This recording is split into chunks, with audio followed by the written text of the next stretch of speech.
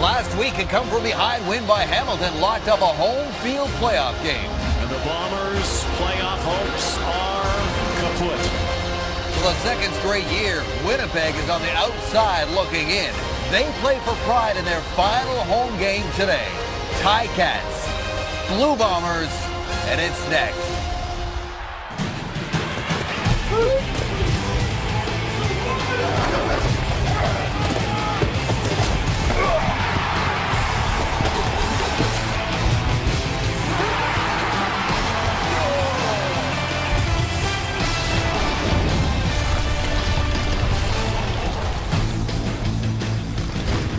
Henry Burris and the Hamilton Tiger Cats missed the playoffs 1 year ago. This year they are in, and today is their final dress rehearsal prior to their home playoff date next week against the Montreal Alouettes. And this is the last Saturday of the CFL's regular season. Hi, everybody.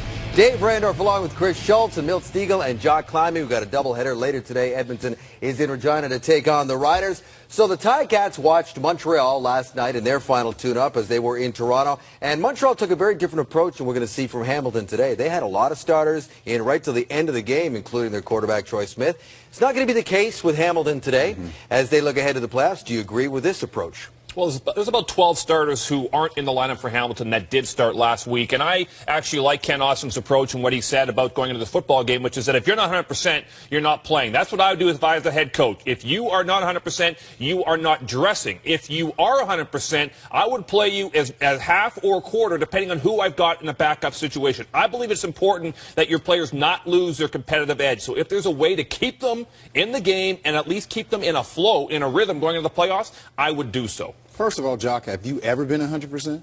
Never. No one's 100%, Jock.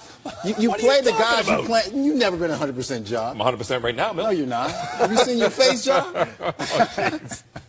First of all, you play the guys that you're going to play in the playoff games. Now, I know you say, well, I play them a half there, but you got to get those guys playing together. It's not like these Hamilton Tiger Cats have been playing lights out, Schultz. They need to play as much as possible. Look, those 12 starters you have on offense, those guys are diamonds. The 12 starters you have on defense, they're gold. You want your team to shine, keep them untarnished by injury. You do that, you got a chance. Tell you what, Calgary fans out there who watched last night are agreeing with you, Schultz, after they watched 3 starters get injured in the first half last night in Vancouver in that game against the Lions, a game that didn't. What are the chances of that happening? Well, you know, you're darned if you do, darned if you don't, right? It's one of those things, and we'll see what happens today in Winnipeg where these fans, they've only seen one win at this beautiful new stadium all season long. The Bombers are going to try to reward them with a win here today against the Ticats. Ian McNeil of Lloydminster, Alberta, you could win the ultimate $25,000 home theater package from Visions Electronics if a kickoff's returned for a touchdown in today's game, thanks to Safeway's touchdown to win promotion. And if a second kickoff's returned, you could win $1 million. Good luck to you, Ian, and good luck to the Bombers. I guess it's been a long year. They're going to try to wrap it up with a win on a home field. They've actually got a winning record against the Ticats going back the last 6 years. We'll see what happens. Kickoff with Rod and Dwayne is next.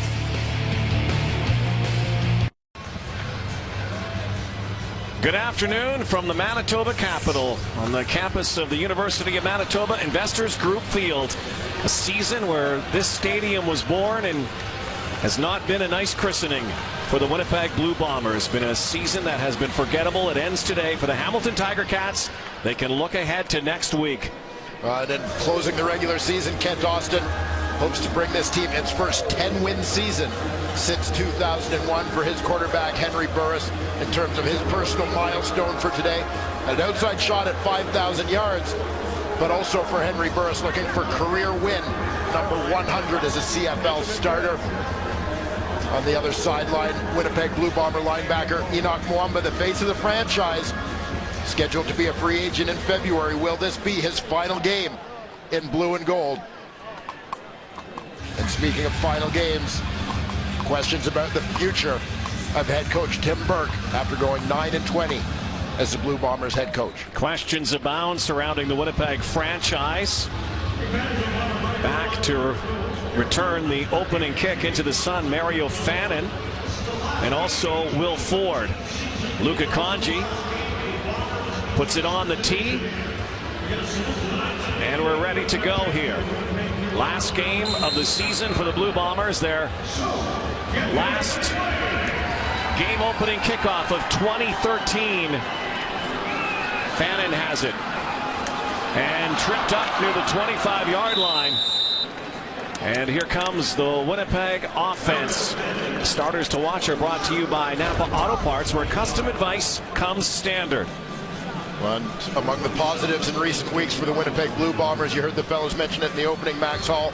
5 touchdowns versus just 1 interception in his last 3 starts. Clarence Denmark, 478 yards over his last 6 games, emerging as a top receiver for the 2nd consecutive year. Left tackle Glenn January is the Bombers' top O-lineman nominee. Will Ford in the backfield. Max Hall, who has become the incumbent starter. Will he be the guy next season? As the Tiger Cats scrum up on Will Ford near the 30-yard line.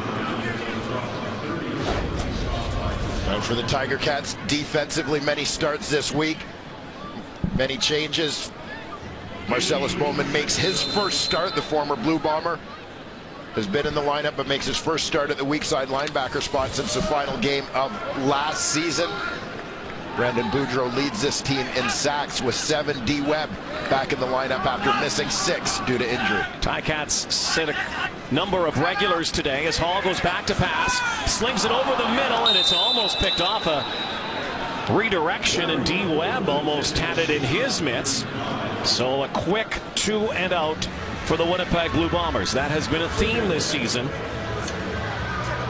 Their offense ranks last or near the bottom in almost every statistical category. And one category you do not want to lead the Canadian Football League in: most punts. Mike Renaud. He's been the busiest Blue Bomber all season. Tavoy Lourdes at his 40-yard line and downfield very quickly. The Blue Bombers converge. And Henry Burris, 1 win away from the century mark. Career win at number 100. And Henry Burris starting his 18th game of this season, the only Canadian Football League quarterback to start every one of his team's games over the last 2 seasons. Great testament to his durability at age 38. Conversely, a Ticat team that rolls up so many yards, one of the best offenses in the CFL, but they don't score many points. They have problems finishing drives. Andrea Jones tripped up near the 50-yard line, right near the first down marker by Johnny Sears, and it will move the sticks. Just a quick hitter off a little bit of play action for Henry Burris, and the Tiger Cats fakes to Siobhan Walker, who's in at running back for C.J. Gable today. Andrea Jones, one of the few regulars in that receiving corps. No Bakari Grant, no Andy Fantuz, Greg Ellington, and Luke Tasker also all missing today. Burris, a little dump pass to Siobhan Walker. Tripped up after a couple of yards. Ian Wild is right there to make the tackle. And as many guys are sitting out, Ticats also happy to get some back. We mentioned D. Webb on defense. Brian Simmons, the left tackle, healthy again. His knee has recovered. He makes his first start since September 28th. You see Henry Burris's numbers against the Blue Bombers this year. He's been very productive, over 330 yards in 3 starts against Winnipeg. And Brandon Banks becoming a bigger part of the offense. 2 TDs last week. Banks is out there right now on a crossing pattern. Burris looking his way, but he's in trouble. Henry Burris dances out of the way, and there's Banks. Look out here. This guy has got wheels, and he gets hammered just over the midfield stripe. Fumbled the football. Blue Bombers have it.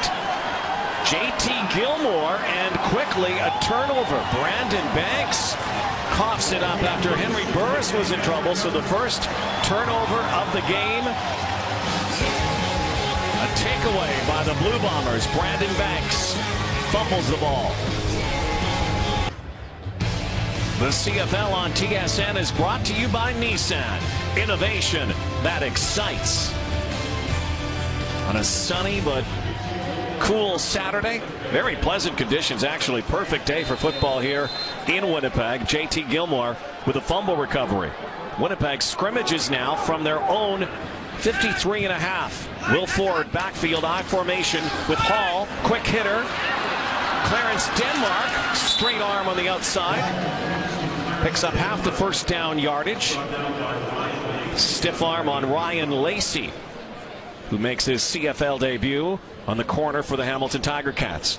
And for as many growing pains, Rod, as this Winnipeg offense has gone through this year, one of the beneficiaries of the change has been Clarence Denmark. He's the guy who has emerged as their go-to receiver after settling into Marcel Belfay's system. They're getting the ball in his hands a lot more. They've moved him back from the wide receiver spot into the slot where he can be a little closer to the action. Wallace Miles is in motion. 4 receivers to the left. That's where Hall looks. Hall batted down, and he got leveled as he tossed the football, and Max Hall is hurt. Grimacing as he gets up off the turf. One thing the Blue Bombers have liked about Max Hall since he has become the starter is his ability to get the ball away quickly, but even now, right there, he got double teamed by Boudreau and D. Webb on the blitz. Well, Brandon Boudreau had Glenn January on skates, which is no easy task. Went right over top of the Bombers' left tackle en route to the quarterback. So the Bombers forced that turnover, but again, 2 and out. Last in the CFL in that category. Good kick by Mike Renault is going to pin the Hamilton Tiger Cats inside their 10-yard line. So the Cats, after giving up the football in their first possession, back at it, but a long field, the shadows literally of their uprights. Take this opportunity to have a look at the Blue Bomber defense and some of the highlights. Of course, number 1 on that list, Enoch Mwamba, eligible for 3 awards, a unanimous choice in Bomber nominations for all 3. Devon Washington has had a very strong season at the boundary half, leads all CFL defensive backs in tackles. And Brian Turner maybe slowed down a little bit without his running mate, Alex Hall, but still has a career-high 7 sacks in 2013. Blue Bombers man-to-man here. Burris far side. And from the shadows to the sunshine, Siobhan Walker can't haul it in. Again, Walker getting a little bit more opportunity to play, to get some snaps here. Well, C.J. Gable is among those looking to be 100% for next season, or excuse me, for next week. C.J. Gable, what a monster year he had. Remember when Siobhan Walker burst in, he became the feature back, but C.J. Gable, the Cats Rookie of the Year nominee, 12 touchdowns. We'll see C.J. Gable against the Alouettes next week. Burris tosses it out to Walker, has to make an awkward reception, but he's going to be shy of the first down, and the Cats are going to have to boot it. You see the aggressiveness of that Blue Bomber secondary. Always coming downhill on the short passes, providing support in the run game. Brandon Stewart, Javon Walker among the veterans back there. As we saw last night, Friday night doubleheader, some teams not playing players, some teams did, and some costly injuries right now heading towards the playoffs for some key teams. You wonder how long Henry Burris will hang in. Javon Johnson induces a 15-yard penalty on the no yards call. Caught it in the air. So excellent field position for the Blue Bombers. Max Hall trying to bounce back after getting dusted in the backfield. His offense on the field in a moment. And a good heads-up play just before the break by the veteran Javon Johnson, back returning punts. Coming up to field that short punt in the air and give his team an extra 15 yards of field position. He's got a new nickname now. The Wolverine. Yeah, he's feeling those superpowers today. The birthday boy, Javon Johnson, 30 years old today. Last time we saw somebody come out in a mask at a game was Arland Bruce a few years ago. Quick hitter on a slant pattern on the far side. Again, Clarence Denmark become the Bombers' go-to guy. You talked about Marcel Belfay, who has come in here as the de facto offensive coordinator and tried to right the ship. I chatted with him this morning and last night talking about the progress, and he was really happy with the progress he made. As for his future, like everybody else around here, still up in the air. A great deal of uncertainty, but the picture should become a little bit clearer in the next few days. Maybe even 24 hours. 2nd and 1. Hall, hands, and stuffed. Will Ford lost a yard. Middle linebacker Frederic Plessius out of Université Laval. In with the stop. He gets the start in place of the veteran Jamal Johnson today. Young man who was the President's Trophy winner as the top defensive player in Canadian University football last season. The Vanier Cup champions. Very similar pedigree. Freddie Plessius and Enoch Mwamba, again, high draft picks. Guys who are President's Trophy winners. Plessius has two things different, though, than Enoch Mwamba from his college days, and that's Vanier Cup championships. He won 2 with the Laval Rouge et Or. So Sandro DeAngelis to put Winnipeg on the board here. 34-yarder is down Main Street. Winnipeg strikes first here today in their final game of 2013. Can't miss episodes of Marvel's Agents of S.H.I.E.L.D., The Goldbergs, Trophy Wife, and Person of Interest. All new Tuesday starting at 8, 7 Central on CTV. Back in Winnipeg, Rod Black, Dwayne Ford, Sarah Arleski on the sidelines with you. As the Bombers about to say good riddance to this season, and the Hamilton Tiger Cats get ready for the postseason next week when they host the Montreal Alouettes.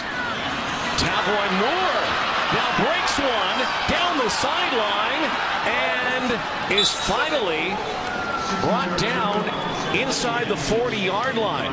Nice run from Tavoy Moore. And you get a little glimpse at some of the Hamilton Tiger Cats depth. You consider Brandon Banks had a missed field goal return for a touchdown last week. Now you see what Tavoy Moore can do. Former Edmonton Eskimo, an early season pickup by these Ticats. Showed well in flashes, but never really stayed in the lineup. But a nice weapon to have in your back pocket. Only his 5th game, Tavoy Moore. Burris, slant pattern, far side near the 30-yard line, incomplete. You talked about Brandon Banks. What a game he had last week. 45-yard touchdown scamper on the inside handoff, and also that missed field goal return for a touchdown. And the Cats have been looking for someone. Tavoy Moore was one of those guys they've had on the audition list this season. Of course, Lindsay Lamar came in, then he had a concussion, was lost for the season. And of course, the guy they thought would do it never came back to play for them. That's Chris Williams, the elephant in the room all season. Burris, Siobhan Walker is drilled. And Enoch Mwamba shows you why he is a triple nominee for the Winnipeg Blue Bombers. And great recognition here by the Bombers. Most outstanding player, most outstanding defensive player, and most outstanding Canadian nominee. He's lined up on the edge on this one, but has good recognition of the play. Spies out that screen, gets to the running back, Siobhan Walker, in the backfield. Enoch Mwamba's got a lot of family here today as well. A lot of Mwamba jerseys there. Saw some of his family in the hotel lobby today. Luka Kanji from the 47, and will it get there? No. That has been an issue as Damon Washington tries to bring it out, and maybe this wasn't such a good decision. So a long field now for the Blue Bombers. There's a late penalty flag. Some extracurriculars after that tackle as Damon Washington was brought down. Our referee today is Al Bradbury.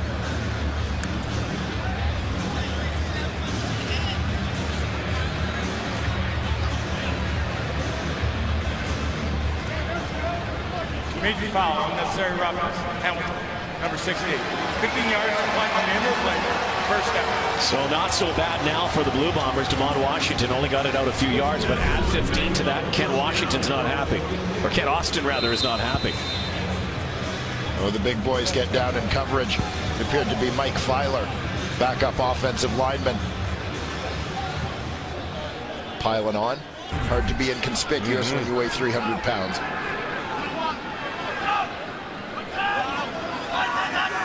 From their 24, play action. Hall on the rollout, and he has to let it go. And again, as he threw the football, Max Hall was pummeled.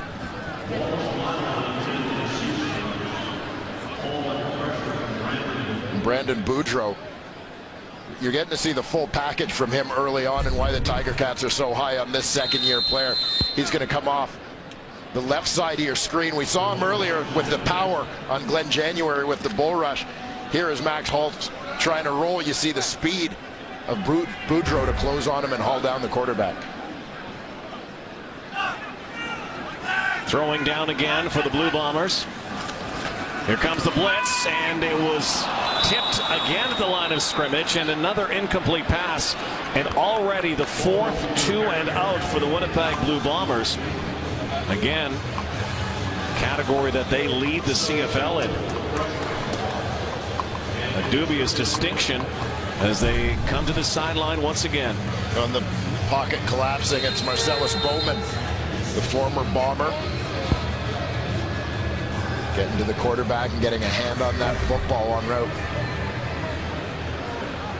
Tim Burke's Blue Bombers 3-14, trying to avoid the worst record that they've had since 1998. Now look at Tavoy Morgan. Oh my goodness! High flying. Now you have hurdles, but that was a high jump.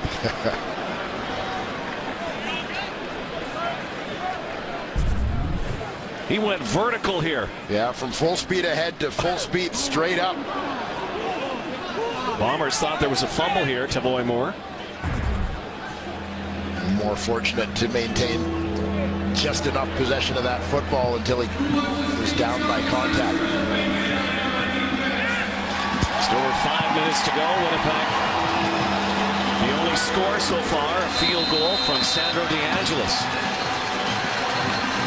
Tim Burke has that challenge flag ready, was listening upstairs.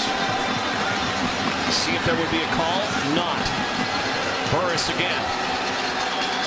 Hands it off to Siobhan Walker. How much action do you think Henry Burris will see today? Well, I would expect that it won't be more than a half from Henry Burris. And you alluded to it earlier, Rod. You get very different philosophies from coaches going into the playoffs in terms of what they want to do in the final week. And frankly, I don't think that there's a clear right or wrong as to whether you rest guys, whether you play guys. It's what the coach is comfortable with based on his feeling. Obviously, different strategies employed by Calgary and Toronto last night, the teams that have that bye coming up. 2nd and 12, and look at the blitz. Burris, and a completed pass up the middle. Foot race now on Rhea Jones down inside the 15-yard line. There's a penalty flag back at the 42-yard line. Burris just got that away. And it looks like this is coming back. Number 89. 5-yard penalty. Remains second down. Well, they blitzed big, and then Rhea Jones was about a couple steps downfield too quickly. So that comes back. 55-yard gain comes back. And Rhea Jones had a little sense that the Bombers were coming with that blitz and understood he needed to get open in a hurry. Just in a little bit too much of a hurry getting off the line, but the seed is planted now in Winnipeg's head, though, that the Ticats are capable of making them pay with big plays when they go to that blitz look. They rush 4 this time. 2nd and long. Burris, strong arm, sideline, first down. Laid it in perfectly to veteran Dave Stala. For Stala, only his 10th catch this season. Stala, number 1 receiver closest to the sideline on the offensive right side. Bombers dropped off and left him just enough territory, and Stala, cagey veteran receiver, understanding coverages, sits down in space once he passes that first down marker. Snell's only played 8 games this season. Last year had almost 700 yards, a former 1,000-yard receiver, and trying to lay out for it. Dobson Collins, former Lion and Eskimo.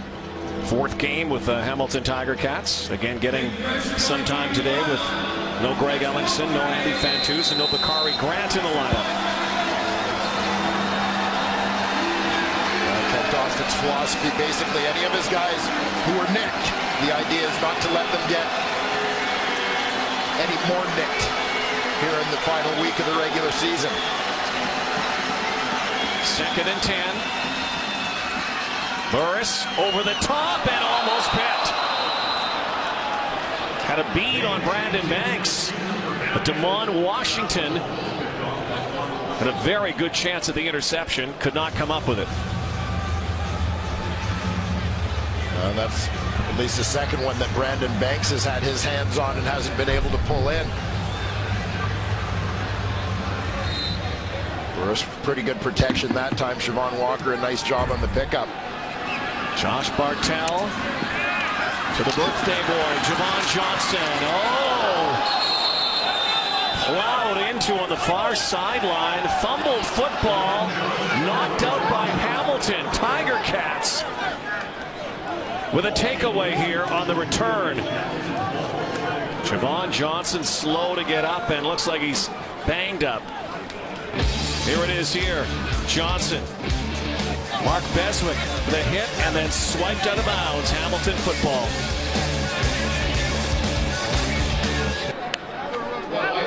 Former star at St. Mary's, Mark Beswick has to be considered as a special teams player of the year candidate.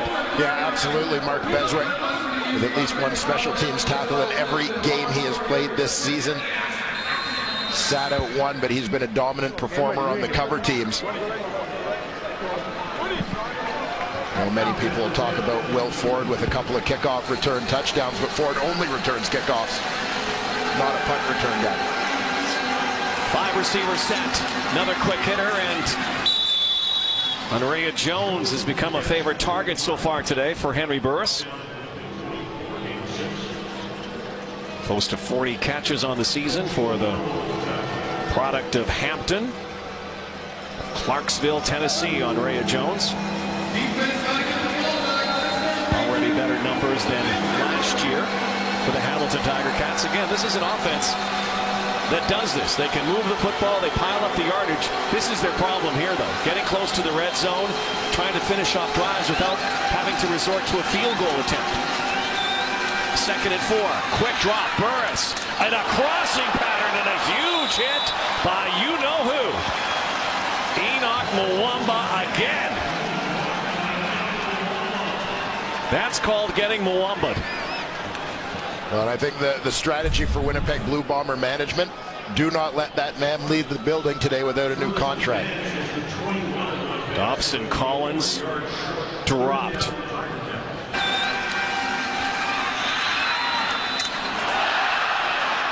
Enoch Mwamba, as he's done all season long, making his presence felt in the middle of that Blue Bomber defense. Again, Enoch Mwamba. Joked with him yesterday about the fact his bank account's going to increase significantly next year. Luka Kanji, the kick is good to tie the game at 3 with just over a minute to play in this opening quarter. There is Enoch Mwamba.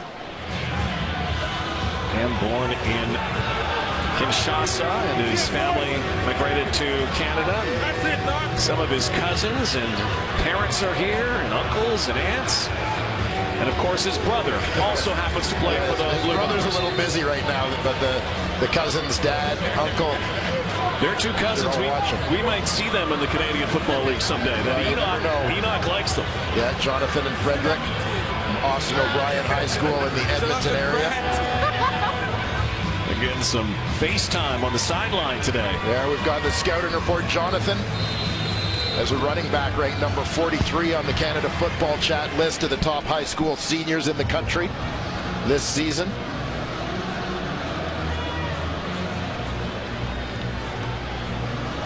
There's Will Ford back now. Again, right into the sunshine here. Has to shield that sun. And it is Mario Fannin who actually gets it. Bounces outside. Cuts back, and a nice return here up near the 37-yard line. 20-yard return. Newcomer to the Blue Bomber lineup. And now Max Hall, who's taken a couple of shots already. Blue Bombers have not been able to muster much offensively. Well, and still lots on the line for Max Hall in this final game of the season. This is his 8th straight start as the Bombers quarterback, and that's as long a streak as any starting quarterback has had here in the last few years. He's been given ample opportunity. The Bombers feel he has proven himself to be capable of being a good backup quarterback, still determining whether he can be a CFL starter. Will Ford in trouble. Brandon Boudreau giving chase, and again pasted. Driven out of bounds, and that was spied perfectly. Did not fool the Hamilton Tiger Cats one bit. Freddie Plessius supplied the finishing touch. Well, the speed of Brandon Boudreau in pursuit, and you get a look at the athletic ability of the middle linebacker Plessius to track down the running back out on the perimeter, sideline to sideline. The former Rouge et Or star. Will Ford again took over from Chad Simpson as the feature back for the Blue Bombers and had about the same numbers as Simpson before he was out of the lineup. Now Hall going out of the backfield to Carl Volney, and guess what? Another 2 and out for Winnipeg with just 12 seconds remaining in this opening frame.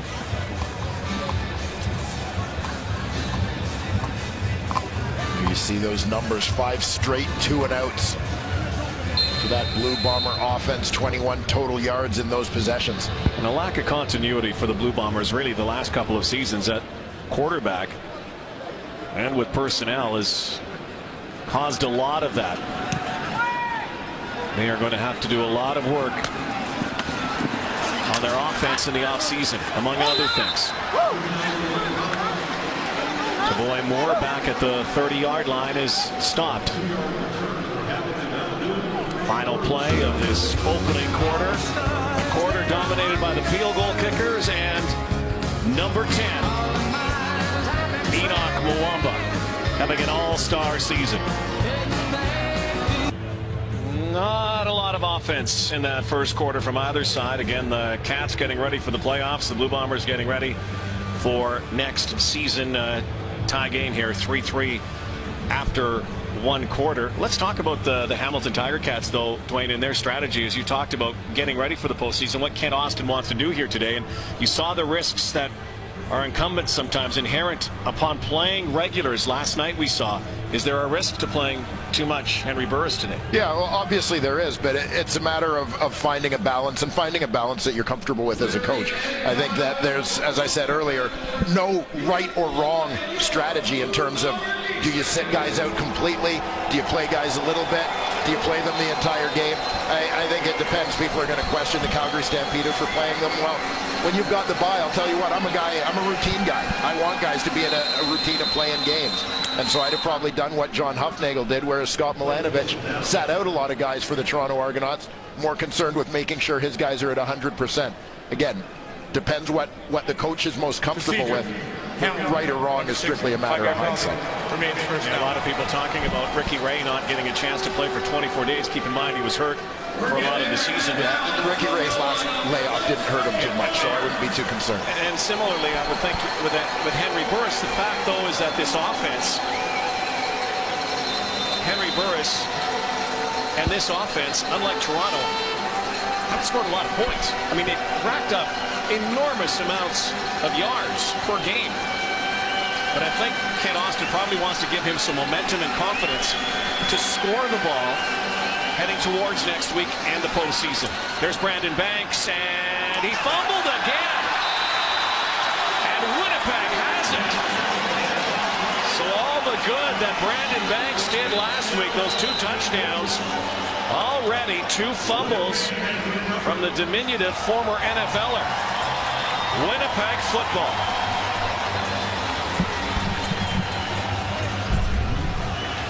Well, not a particularly cold day for Winnipeg the opening weekend in November. So perhaps something Brandon Banks is going to have to be very aware of heading into these playoffs, making sure he keeps the hands warm if that's something that is a factor in his ball security today. Johnny Sears in there. Don't tell the Winnipeg Blue Bombers that this is a meaningless game for them. This is an audition time for them, for a lot of them. Jobs for next season. You can see the way they're celebrating and their intensity so far. Hall! Hit from behind. Eric Harris into that Sam linebacker spot, got a hand on him as he tried to bring that arm forward to release. Harris lined up right on the edge. He's going to come with the blitz. Just beats the right tackle, Jarvis Jones, with speed, impacting the release there.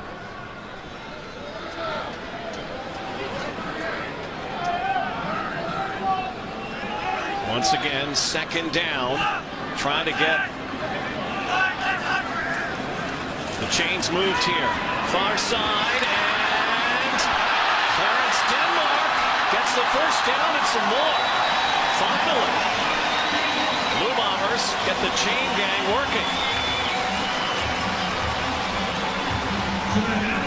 And Clarence Denmark with the catch and run benefits the missed tackle by the halfback out there, Arthur Hobbs. Man in coverage. Number 2 receiver right on the hash is Denmark. And Hobbs goes with him. Looks like he has him. But the slippery Denmark makes his escape to pick up that first down yardage. Will Ford in the backfield. Rory Colehurt and Aaron Kelly are the wideouts. Bobble snap. Hall smothers it. Blue Bombers actually have a pretty good percentage rate for touchdowns, even though they don't score a lot of points when they get inside this area. The red zone, as it is called, or green zone, inside the 20-yard line to the end zone. That shotgun snap from Sorensen in the center, just a little bit low.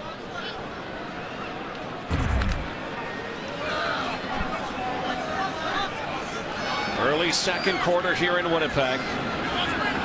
Blue Bombers and Tiger Cats. Final game of the regular season. 4 receivers to the left. Hall zips one out for Wallace Miles, and he's drilled by Ryan Lacey, former Utah Ute.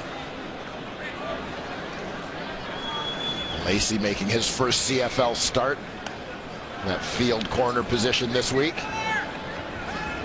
Late season addition to the Cats practice roster. So again, the drive stalls. Sandro DeAngelis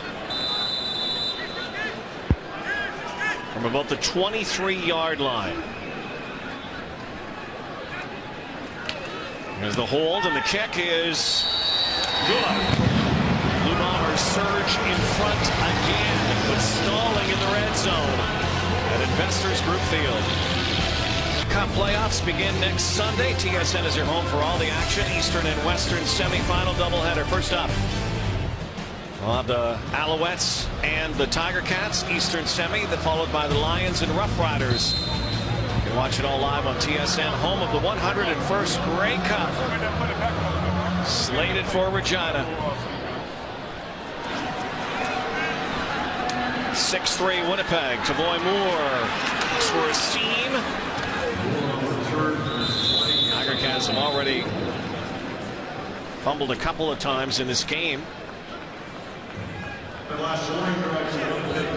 Blue Bombers only a couple of field goals to show. Kickoff, Winnipeg, number 8. 5 yards back, re-kick. So they'll reboot here. Brandon Stewart was offside on the kick. Keep that all game, no touchdown. There you go. No touchdown. Double move, double move. No touchdown, no touchdown. There's Brandon Banks again. Huge game last week. 25-year-old, 5'7", 150 some pounds. Kansas State.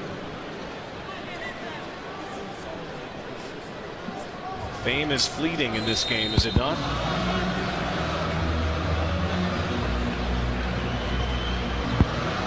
Banks, of course, played 3 seasons with the Washington Redskins. Getting used to the Canadian game. Boy Moore follows a couple blocks here. And he fumbled the football, but last touched by to Boy Moore, so it will be Hamilton ball at the 36. All those returners having a tough time squeezing the rock today. It makes you wonder. I mean, again, this is not typical November weather in Winnipeg. It's a pretty pleasant day.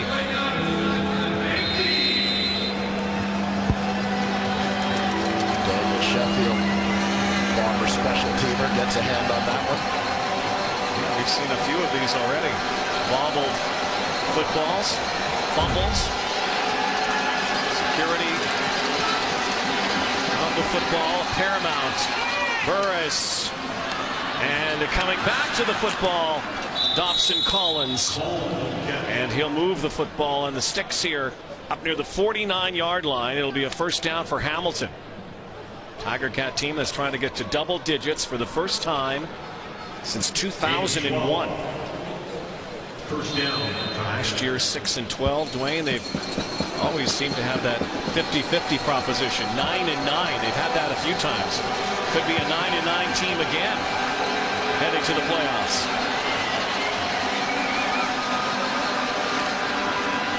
Chevy. Siobhan Walker drives up near the Winnipeg 53. It's a spot of about a yard and a half, maybe 2 yards shy of the first down. Game 7 Winnipeg 50. It'll be interesting to see if Hamilton tries to keep that ground game going a little bit. Getting Siobhan Walker involved, but also with Winnipeg trying to get a lot of pressure, particularly with Burris in the ballgame. You want to try and limit the hits on your starting quarterback heading into the postseason. Burris decides to go himself. Henry Burris head down. And I am sure Kent Austin probably was cringing a little bit as Burris, who will take off with the football. But again, playoffs loom. The last thing the Hamilton Tiger Cats, they don't care about losing the game. They hate losing their quarterback.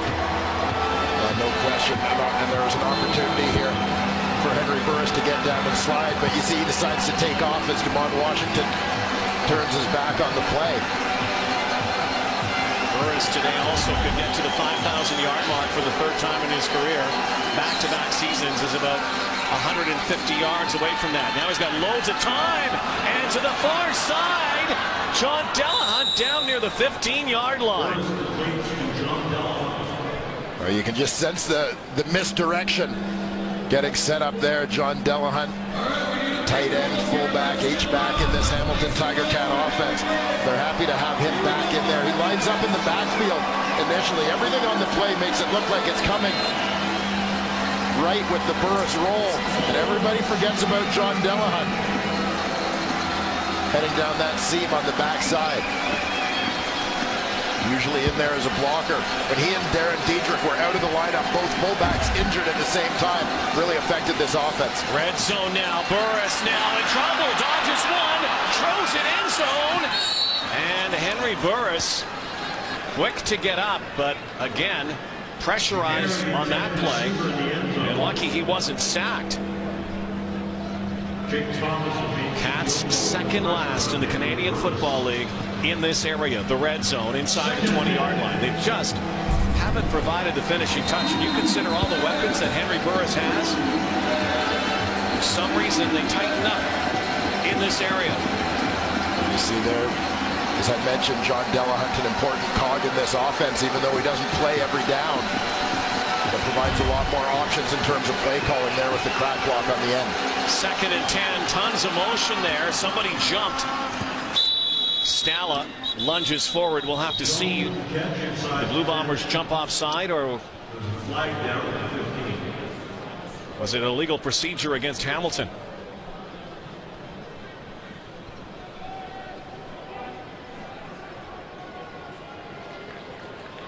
Looks like it's against Winnipeg.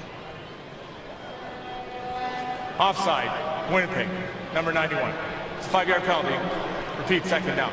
JT Gilmore, so it'll be 2nd down and 5. The Blue Bombers can get it to the 5-yard line, or the Ticats can get it to the 5-yard line and go first and goal.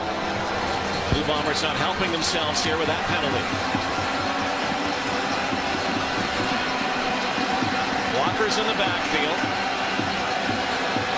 Burris shotgun. Here comes the rush. Dances now. Burris out of the pocket. High stepping, goes forward. And it will be first and goal. But again, Henry Burris getting into that danger zone. He obviously doesn't care. He's taking off. Well, if you're going to play, you got to play. And that's exactly what Henry Burris is doing. Sees an opportunity to take off. Looked like he initially wanted Siobhan Walker in the flat, but the Bombers took that away. Burris takes matters into his own hands to pick up that first down. He'll go to the sideline now. Short yardage unit comes out.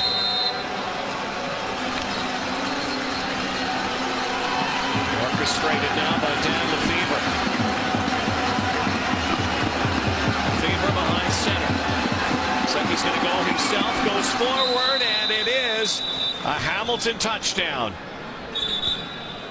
There is a penalty flag, though, back at the 5-yard line. Dan Lefevre gets across the goal line for Hamilton. Lefevre, the former star from Central Michigan, draft pick of the Chicago Bears. He's actually scored a number of times running the football this season, also catching the football for a touchdown.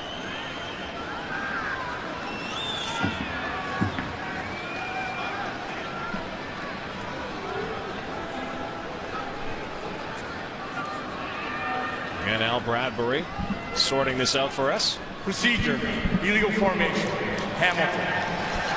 5-yard penalty, remains first down. So procedure, Lefevre retreats to the sideline. Henry Burris comes back out.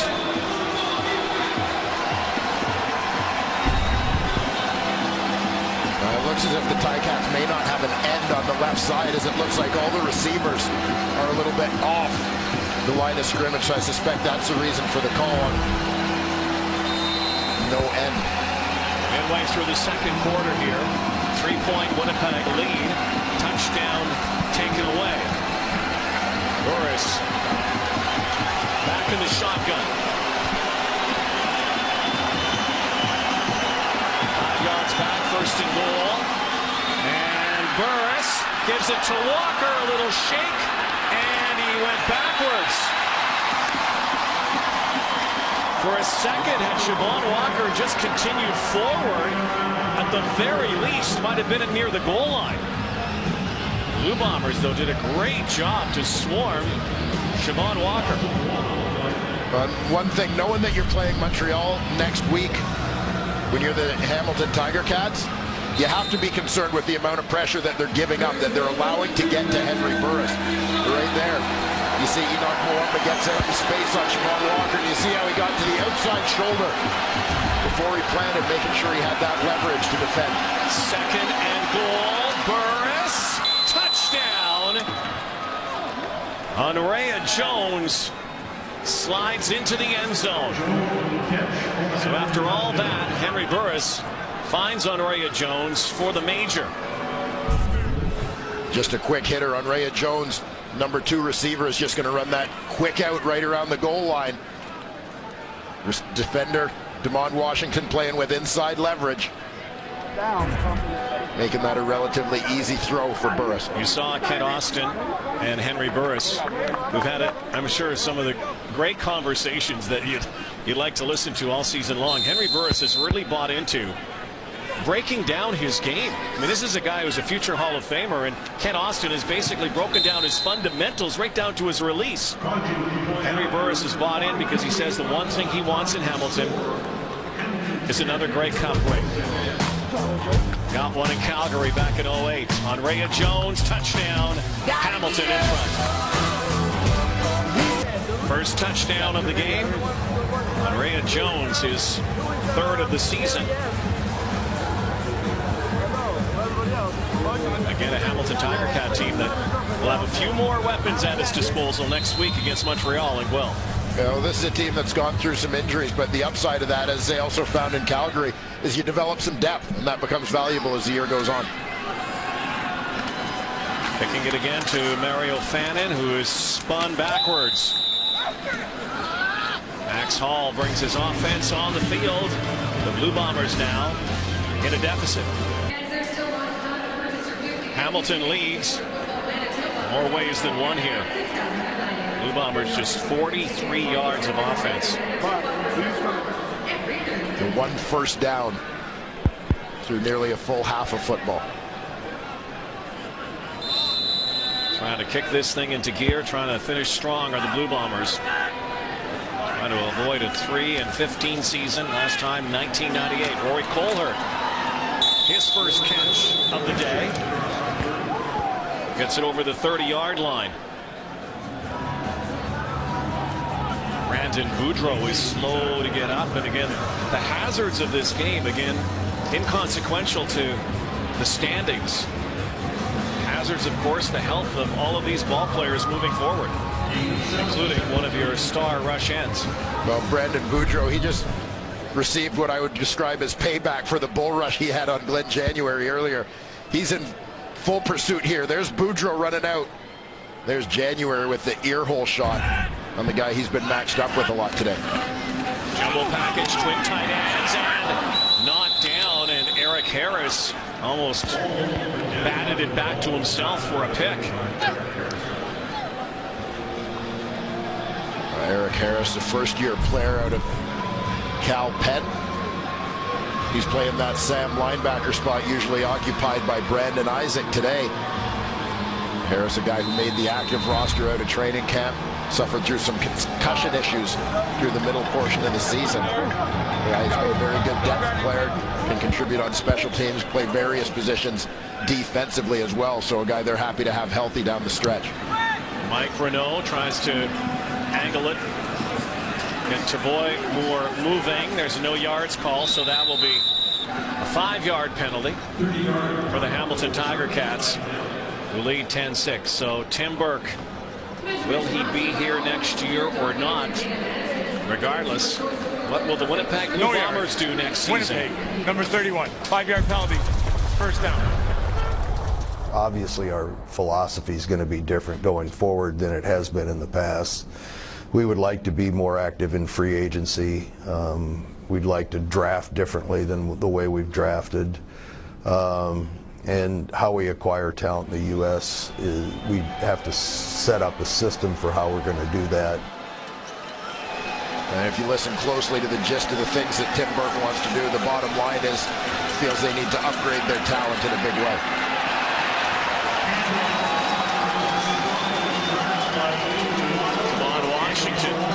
Tackle for a loss. Defensively, not a lot of holes for the Winnipeg Blue Bombers, and a guy like Tim Burke, who is a defensive guru, knows that. This team is led by its defense. Again, they've only had 3 wins, and those 3 wins, much of those games that they won, their defense kept them in it. Wade Miller, acting CEO. Again, so many things up in the air here. Will those interim tags be removed from Wade Miller and Kyle Walters? The guy who made the touchdown catch can't hang on this time. Make that Simon Charbonneau-Campo looking for him. So an incomplete pass. So 2-0 for the Cats. No doubt a busy off-season ahead here in Winnipeg, and for them the off-season begins in a couple of hours. Whistles blew as Josh Bartel, the Aussie kicker, put one into orbit.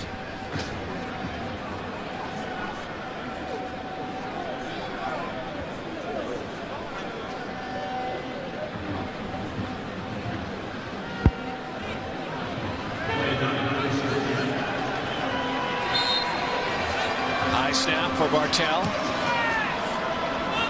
Floats it out near the 20-yard line. Bounces past Javon Johnson. Look at this bounce. Tie-cat bounce. Javon Johnson nowhere to roam. The longest field now you can get for the Winnipeg Blue Bombers. 109 yards. They're on their goal line. What a kick. What a bounce. Aussie bounce. Josh Bartel all smiles, and he should be. Couldn't have worked out any more perfectly for the second-year punter. Johnson thought it was going to go out of bounds, and not only stays in, but then settles down without rolling into the end zone for him.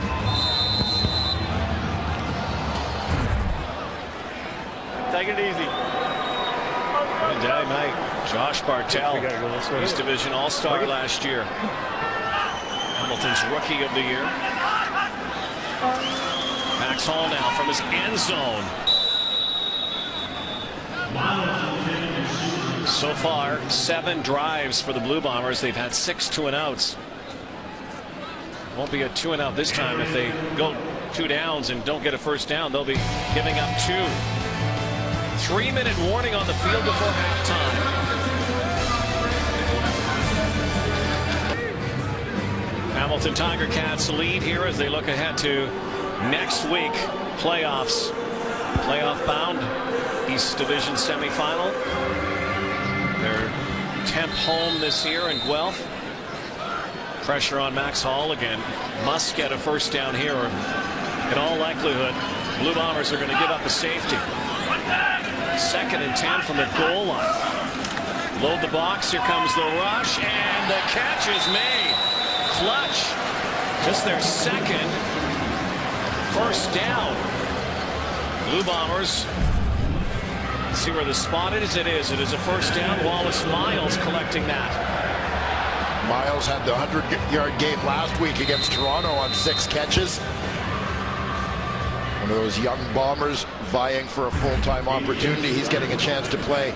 A late season injury for the Bombers' most experienced receiver, Terrence Edwards. Native of Atlanta, Georgia. North Carolina, AT&T. Hall, tip drill, and very close to being picked off. Rookie free safety Courtney Stephen. Still looking for his first career CFL pick. Guy who's been a nice find, 2nd-round pick in 2012. Been a starter since getting healthy this season. Craig Marshall. In the middle of that Tiger Cat defense, gets a hand on it. Cats have been able to get the paws on a few. Max Hall tosses today. Hall in trouble now. Slings it out. Coming back to the football. Once again was Miles. It was knocked down and complete. Hall ended up with all kinds of time, and this is where you look at Hall's numbers a little bit. A guy who has proven to be not a threat to run, but the Ticats didn't really apply a lot of pressure there, just sitting back a little bit on the quarterback. So Mike Renault from inside his end zone right now will launch it from his 2. Good kick into a bit of a breeze. Tripped up right at the midfield stripe, so it could have been a lot worse for the Blue Bombers. But 2 minutes to go before halftime. Might have had to give up a safety and had to kick it back to the Cats. They don't give up 2 this time, and now Hamilton's offense returns. Take a look at James Green, one of the special teams demons for these Blue Bombers. The first man down every time. Former St. Mary's Husky and Calgary Dino. Followed his coach Blake Mill from east to west. Burris trying to pile up some yardage here. 2 on Ray, and Jones bouncing back for a first down. Henry Burris moves closer to 5,000. This is probably his last sequence when you think about it. Maybe into the second half. Kent Austin would likely go to Lefevre or Jeremiah Masoli to finish this out. Look ahead to next week. Yeah, as much as you'd like to see the offense put together a couple more drives, maybe get a few more points on the board, give Henry Burris a chance to approach that 5,000-yard mark. You also don't want to tempt fate.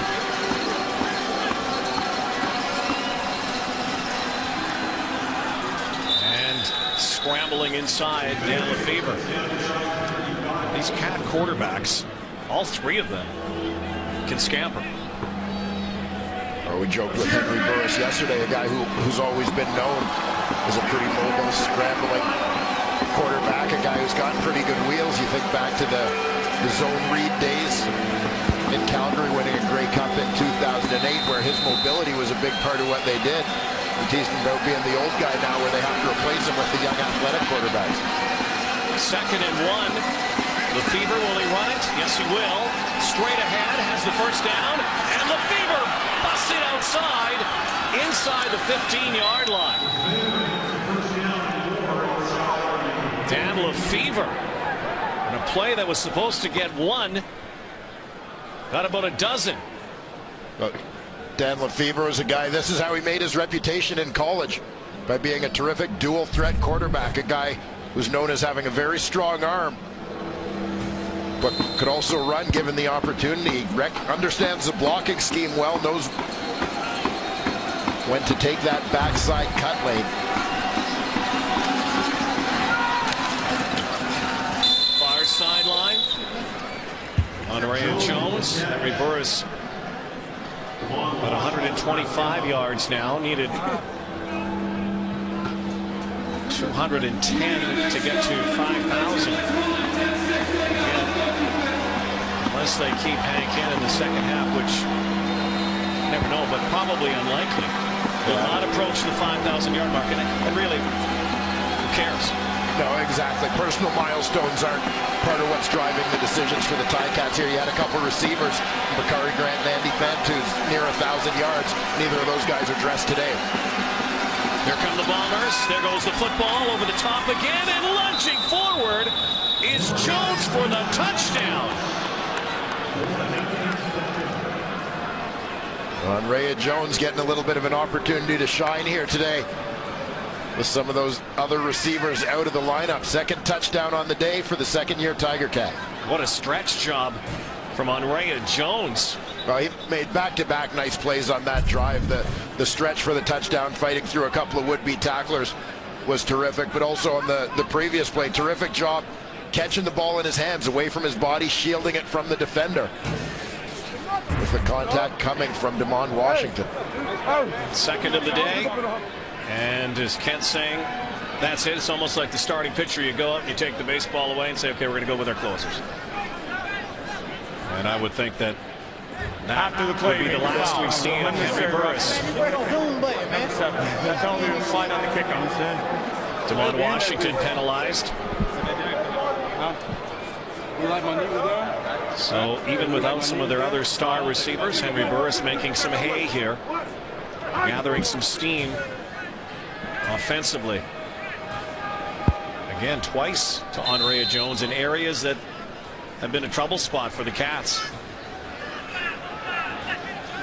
Not today, not here in Winnipeg. 40 seconds to go before halftime. Cats stretch their lead.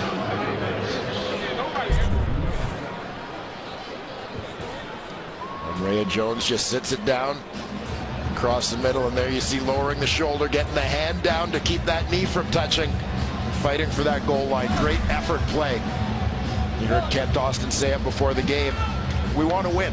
Our goal is to win this football game. A play like that from Andrea Jones indicates that the players got that message. Henry Burris 2 quarters away from reaching the century mark. 100 career wins. All Henry Burris has wanted to do is win since he came to Hamilton.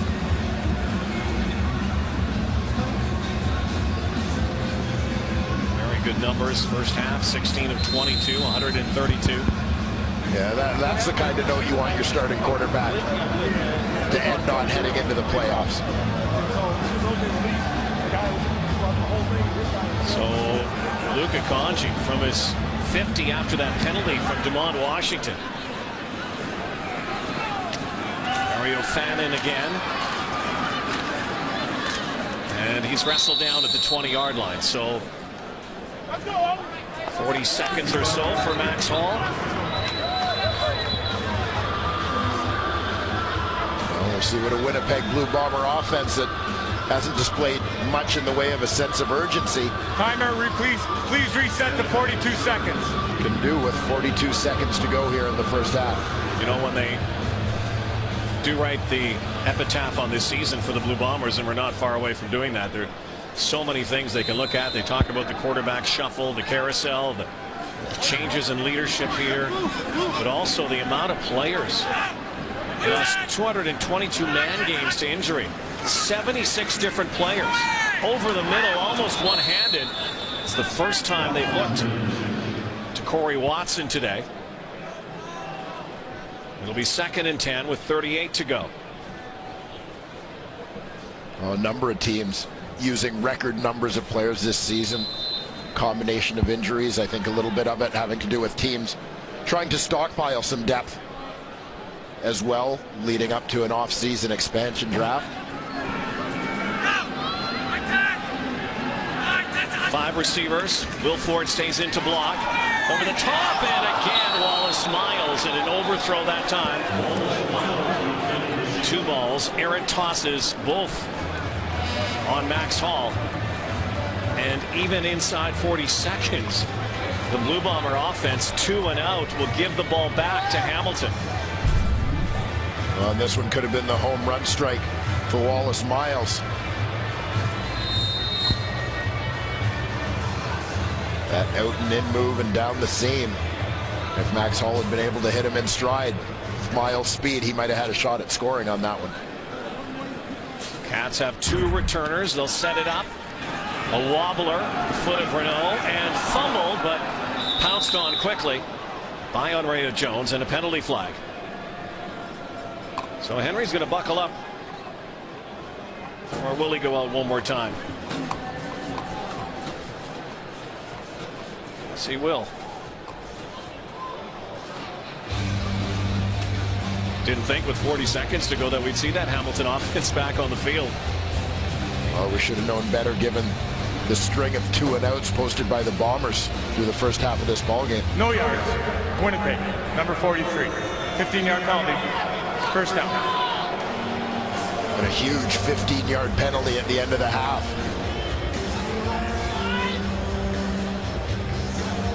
A few more yards could create an opportunity for Luka Kanji here before the break. First and 10. Burris back at it. Again, unlikely to play in the second half. Get him ready for next week. Henry goes over the top to the end zone. He's looking for Charbonneau Campeau. And he was well covered on the play by Deja Dunn. The Ticats taking an aggressive approach here for the final seconds. Shot there again. You know, you talked to a lot of the Hamilton guys yesterday, and again, they just want to be ready for Montreal. What they finish in the regular season doesn't matter, but a lot of them said they want to get to double digits. 10-8 season. And rolling over, making his first catch of the day is Sam Giguère. 19 seconds to go, and Luka Kanji trots out from the sideline, and indeed will have a field goal attempt from near the 42-yard line. I think for Kent Austin and the Tiger Cats too is make sure that Luka Kanji goes into the playoffs with confidence. Yeah, a guy who's had an up and down season, briefly lost his job to rookie Brett Lothar. And then his struggles allowed Kanji to get back in the lineup. He's 5 of 9 from beyond the 40-yard line this season. 1 of 2 today. That one's blocked. Brian Turner trying to get it. And time has expired. And Austin shakes his head. His Cats, though, lead at the half. 17-6. Final game of the season for the Blue Bombers. Cats look to the playoffs. We send you to GMC live at the half. Thanks, Rod. Thanks, Dwayne. You saw that shot there of Ken Austin shaking his head. Gave me that a couple of times in my day. Yeah, I'm sure he did. Not happy the way that half ended, but it is 17-6 Ticats. Let's start with the coach's playbook, Lapo, with something about Javon Johnson, a guy who played for you. Most outstanding defensive player in 2011. He's had his ups and downs since, but you still see him making heads-up plays every once in a while. Yeah, and I'm going to talk about special teams, Dave. And I'll tell you, I hear from everybody in Coach's Playbook. All the special teams guys in the league love that I talk about special teams. Javon does some things as a returner that is tremendous. And he basically gets 3 points for Winnipeg here. Watch what happens here. This punt, as the punt's going down, it loses a lot of energy up in the air. And watch what's happening. The returners got to understand. The guys running down to cover, they got to understand when the returner's running up. Javon's going to come up to about the 51-yard line. You have to see that he's coming up, and the ball's short, and you have to get away. But here's where Javon is great. What he does is he understands those guys are in the halo. I've got to catch the ball now. If I catch it, instead of a 5-yard penalty, it's going to be a 15-yard penalty. He catches it right there. That gets the ball moved up 15 yards. Winnipeg offensively only gets 9 yards. I'll tell you, though, if he didn't catch that, this does not happen at the end. A field goal. That 15 yards got them 3 points because their offense didn't get it.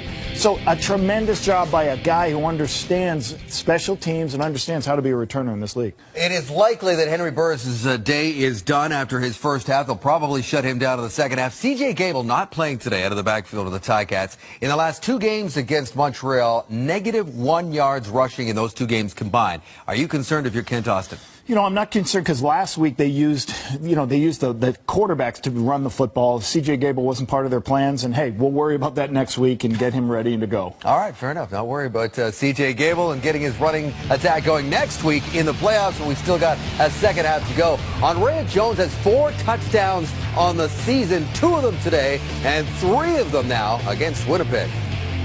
17-6 Hamilton at the half on the strength of 2 touchdown passes from Burris to Andrea Jones. Here is Kent Austin with Sarah Orleski. Kent, I know going into this game that you said you didn't know exactly how long we'd see Henry, so we saw him for the first 2 quarters. Will we see him in the second half?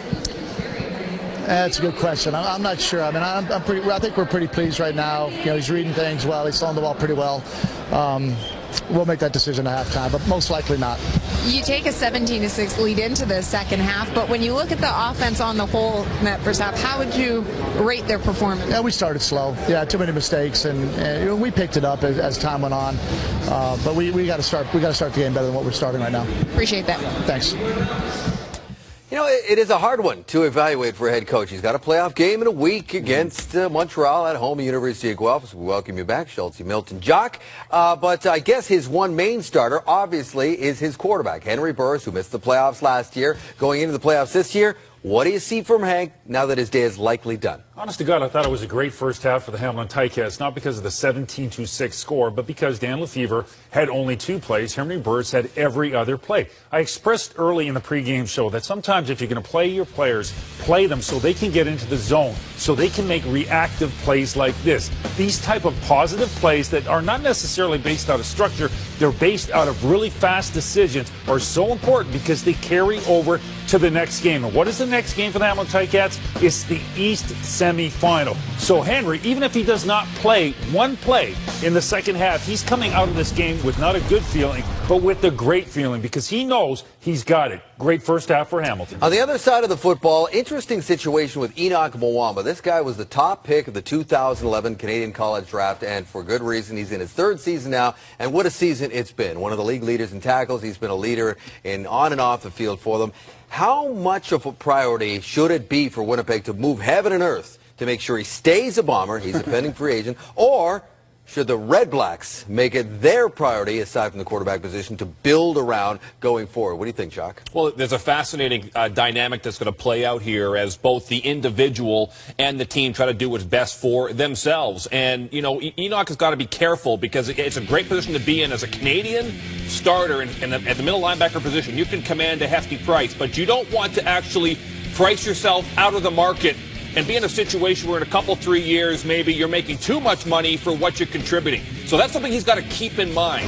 With the Red Blacks coming into the fold here, they have lots of cap room. They don't have the same considerations. So if I'm Wombo, yes, I am going to wait for free agency. I am going to see what happens, but I'm still going to try to find myself a situation that's best for me long term. not just short term. Well, first of all, for the Blue Bombers, I think their number one priority, I think everybody knows this, is a quarterback. That's 1A. But 1B should definitely be getting Enoch back. He's that catalyst of the team. He's the most important person on that team right now. He's not just a great defender, but he's also a great special teams player. But I think he wants to go to the highest bidder. Why not, Jock? The Ottawa Red Blacks are coming back. There may be somebody else coming back for him also, and the Winnipeg Blue Bombers already offered him a deal. They don't want to pay him too much, right? I mean, Winnipeg can't afford to blow their cap on one guy either, Schultz. I mean, yes, he's Canadian, yes, he's very good, but there's limited dollars to spend. That team needs help everywhere. Well, let me bring up a mildly touchy subject. He's going to get advice from everybody. He's going to get advice from agents. He's going to get advice from friends. He's going to get advice from people that care about him as a person. But he's also going to get advice from people that couldn't care less, other than they can maximize the revenue at a very young age. The guy who's got to make the decision is Enoch. Where does he want to play football? Where is he going to be happy? Does he want to try the National Football League? Does he want to have a fresh start? It's very important to make a realistic decision on your playing ability. Listen to your advisors, but understand your financial advisors also make money off of you. Right. And that is reality in pro sports. So listen to the advice of this panel. Stay in the CFL. We need you. Yes, that's true. He's a premium piece to any puzzle, whether it's Winnipeg, Ottawa, or anybody else. Excellent at his position and a non-import to boot. That'll be very interesting to follow in the off-season. He is the triple team nominee for Outstanding Player, Outstanding Defensive Player, and Outstanding Canadian, Enoch Mwamba. Live at the Half is brought to you by GMC. We are professional grade. Welcome back. Here are your halftime numbers in a 17-6 ball game. Hamilton on top of Winnipeg. Schultz. Hey, Dave. Henry Burris going after his 100th win as a CFL quarterback. That is an accomplishment. Go get it, Henry. Although it looks like he's going to fall short of 5,000 passing yards. He's needed a little over 200 to get there. Don't forget game 2 of our CFL on TSN Saturday doubleheader, and the last game of the regular season has Mike Riley and the Eskimos in Regina to take on the Riders. That's Corey Sheets there. He's had a heck of a season. We do not expect to see a whole lot of number 1 today. So they're playing in Winnipeg at Investors Group Field on the University of Manitoba campus, about 20 minutes outside of downtown Winnipeg, where the Jets are also at home today. And for details on that, here's Corey Warren with a Sports Center update. Yes, the Jets at the MTS Center today. Jonathan Taves back home in his hometown of Winnipeg as the Chicago Blackhawks are taking on their new Central Division rivals. Let's pick it up in the first period. Tobias Enstrom fires one from the point. Gets tipped past Corey Crawford. It's given to Enstrom. It is his second. This game is all tied at 1. The Red Sox celebrating their World Series win in Boston today at the parade, making a special stop along the way at the finish line of the Boston Marathon, where Johnny Gillums placed the World Series trophy on the line and then draped it in a Boston Strong jersey. Arsenal and Liverpool. 1-0 Gunners in the 59th minute. Aaron Ramsey with a great goal from distance. Arsenal wins it 2-0. Your final. Coming up on SportsCenter after the CFL doubleheader, we'll recap the day in the CFL. We'll also have all your NHL early highlights and more. We'll see you right after the second game, Dave. Thanks, Corey. So, boys, what do you think? We going to see Hank second half? Do you think? No. No. I'm guessing no. We'll see. Answer to that hot question right after the break. 17-6, 2 quarters to go here for these two teams in the 2013 regular season. Here's Winnipeg Blue Bomber head coach Tim Burke with Sarah Orlesky. Tim, what's been the biggest struggle offensively for this team? Well, they're not really rushing that hard. They're just kind of standing at the line and knocking the ball down, batting the ball down. You know, Max is not the tallest quarterback in the world, so that seems to be part of their strategy. You know, the thing that's really hurt us, though, is poor punt returns. We fumbled the ball, and then we've taken the ball on the 1-yard line instead of fielding it on the 20. So that immediately gives us terrible field position for both defense one time and offense the next. So that's really what's hurt us. In a game like this where there's nothing on the line in terms of standings or playoffs, what's the greatest challenge for you as a coach? Is getting the guys to play as hard as they can play. You know, I think we're playing hard. We're just not always playing smart. Thanks so much, Tim. You bet. Playing hard, not smart. There's Henry Burris. He was just warming up, and maybe it's not shut down time yet for Henry Burris, but you'd have to think pretty soon. Yeah, absolutely. You don't want to get into a situation of tempting fate, trying to push them too far into the game longer than you want to or initially had planned.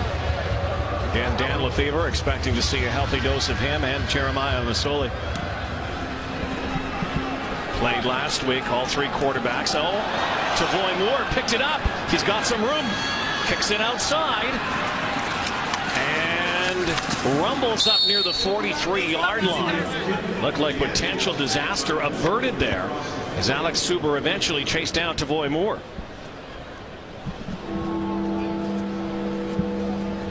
And who is going to be the guy? Well, it looks like it's going to be Lefebvre. So Burris was warming up. A lot of them will keep the helmets on too because the speakers are in the helmets. 73 yards away from 5,000. You see Jeff Reinbold there, one of the assistants for the Hamilton Tiger Cats. And Siobhan Walker scoots outside, down the sideline, and eventually out of bounds. Big gain here. He hasn't played as much this year, but clearly Siobhan Walker hasn't lost a step. Those glimpses of the guy we saw in early 2012. Anytime he could break, contain, and get to that sideline, he was a threat to score. Pure speedster out of that backfield. Dan Lefebvre now with split backs. Fake end around, over the top to Walker with blocking help this time. Siobhan Walker sidelines again and knocked out, and another Hamilton first down near the 15-yard line. 18-yard gain, ball to Winnipeg. Nice execution here and a nice scheme. They're going to run the fullback deep, which is going to take DeMond Washington, the halfback, out of there. Then you're going to see the rest of that offensive line set up their blocking scheme and time it up for Siobhan Walker. So there's a clear out by the fullback, Delahunt. Then you see Marwan Hage and Pete Diakowski get out in front, provide some blocking for their running back. Cats have been good here today inside the red zone. Lefebvre dodges one, and then he is brought down, sacked near the 16-yard line. Jake Thomas from Arcadia Axman brings him down. A nice redirect on that play by the Will linebacker. Ian Wild, the Bombers' top rookie this season, initially started upfield in the blitz, but then recognized that Siobhan Walker was going to try to slip out to be an outlet for his quarterback. Wild followed him out of there and took away Lefebvre's receiver. Third time now inside the red zone. Second down, throwing down, and Dobson Collins will not get the first down. So once again, Luka Kanji, who had a field goal attempt blocked at the end of the first half.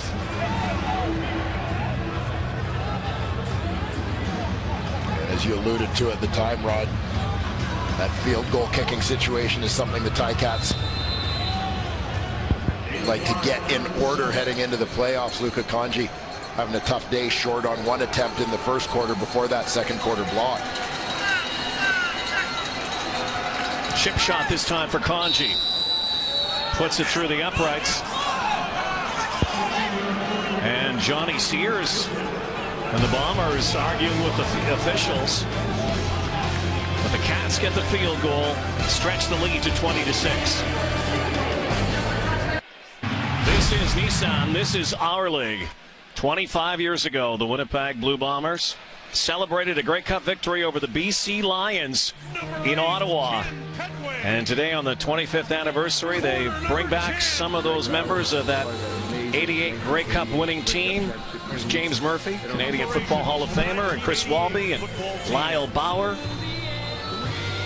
showing off those rings from 88. Shirt sleeve weather in Ottawa that day, and the immaculate interception, they called it, is Will Ford dashes outside, and a couple members of that Grey Cup winning team are with Sarah Orleski. Thanks, Rod. Yes, I'm joined by Nick Vastaya and James West.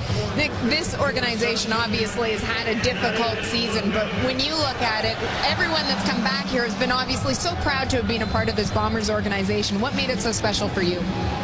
I think that some of the things that I tried to talk about at a halftime, sort of, there was a real camaraderie among all the fellas, and we understand that, you know, we had some ups and downs, but everybody hung together. As I said, there was a camaraderie, and once you get on a roll and you have that good feeling for each other, good things can happen. James, was that what made that 88 group so special?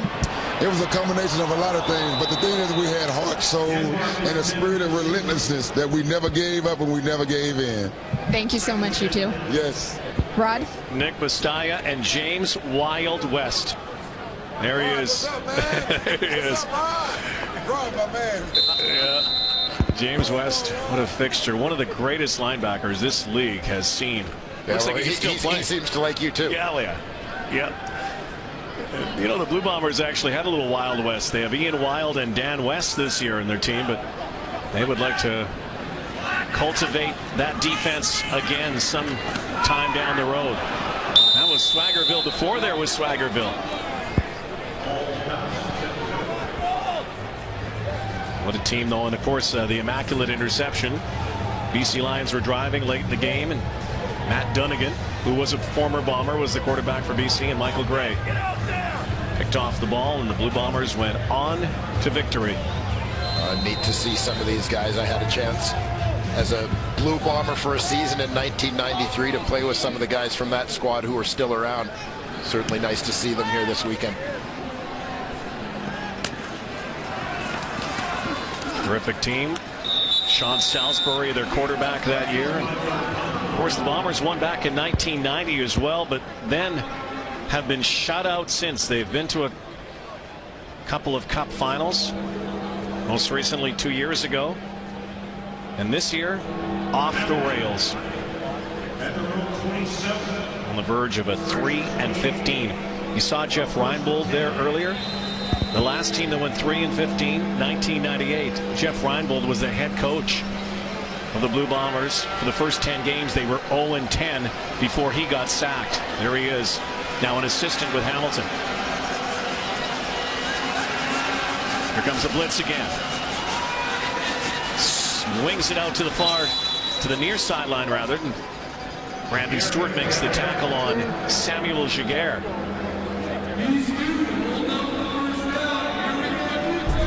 Siobhan Walker, running back, he's doing his part to lobby for a little bit more playing time, the blocking. Part of his game that had been a bit of a challenge. Part of the thing that has separated C.J. Gable and made him such an invaluable member of this team. C.J. Gable making a name for himself. Hamilton fans, Rookie of the Year candidate, tight formation. And lunging forward on 2nd and 4 was Lefevre. It's an option play, but really the option seems to be that quarterback's taken off with it. Well, it becomes a challenge when you get Henry Burris out of the game in a situation like this, and Dan Lefevre's playing. We may see Jeremiah Masoli later, as there are the specialized packages for those guys. But now you don't know. You've got to really watch the rest of that personnel package to try and figure out, are they running plays from their special package, or are they running the regular offense? It becomes tough to defend. Call it a wildcat offense, sort of a pseudo wildcat. Masoli in particular. And now Walker. Look out! Foot race! And Siobhan Walker inside the 10 to the house. Touchdown! Siobhan Walker explodes up the middle. 70-yard touchdown. Penalty flag came late. That will be for a horse collar tackle. But Chevy takes one to the end zone. Well, you called it a foot race, and we've seen enough to know Siobhan Walker doesn't lose a lot of those.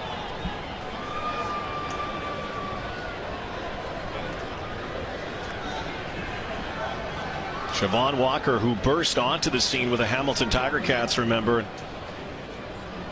Just like that, runs like that. And then with C.J. Gable's play has been kind of the other option in that backfield. What an option they have. What a run by Siobhan Walker. Major foul, horse collar tackle, Winnipeg, number 23. A touchdown's been scored. 15 yards will be applied on the kickoff. And credit Siobhan Walker, a guy who's maybe not happily, because every running back wants the ball, but a guy who's accepted his role in games when he's been on the roster as a backup. He's been asked to play special teams. He's contributed in that role, buying into what Ken Austin has asked him to do. 4 touchdowns last year. Siobhan Walker, that's his first. 104 yards on his last 2 carries, including a 70-yard sprint to the end zone.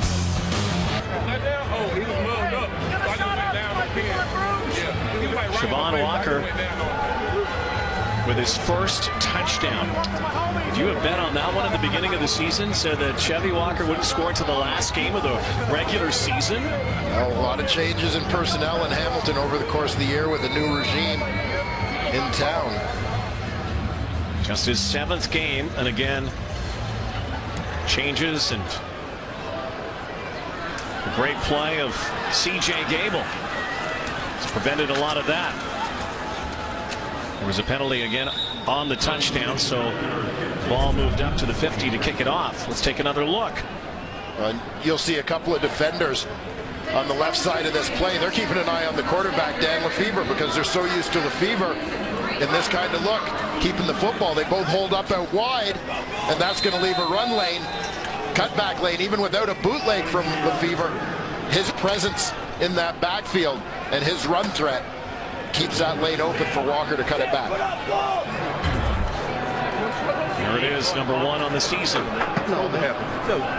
last year for Siobhan Walker. Blue Bombers now close to a first down. Rory Colehurt will get the spot to move the sticks. 27-6, Hamilton Tiger Cats. Kind of quick hitting play that can slow up that defensive line. I heard Tim Burke mention a couple of passes getting batted down at the line of scrimmage.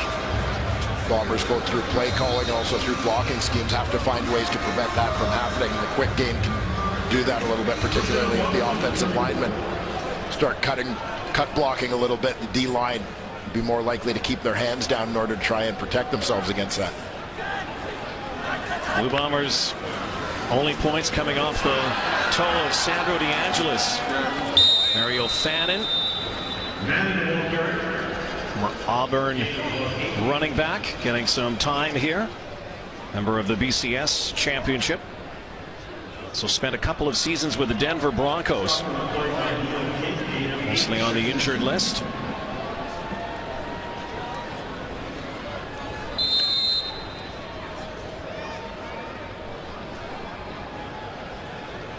The Bombers giving some of their subs a little extra time here in this second half.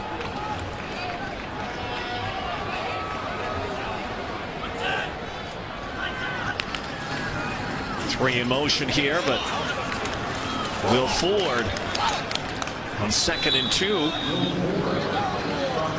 No positive yardage, maybe even lost a half yard.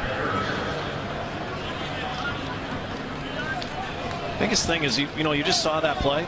Maybe one of the biggest issues for the Blue Bombers all season offensively, and one of the reasons they have so many 2 and outs, the predictability of that offense. Yeah, at times that certainly has been an issue for this team. See offensive coordinator Marcel Belfay, guy who first joined this team as a consultant, as Gary Croton was the offensive coordinator at the time. Ultimately, a change was made in that position. A couple seasons ago, Marcel was on that opposite sideline as the head coach of the Hamilton Tiger Cats. Tavoy Moore, nice juke at the beginning there, but only a couple yards. As they play out the regular season, Siobhan Walker returns after his 70-yard touchdown run. He's been good today. Look at those numbers. Blue Bombers are envious of what Siobhan Walker has done offensively. The Winnipeg offense sputtering with far too many 2 and outs as they have all year, but Siobhan Walker saving his best for last this season.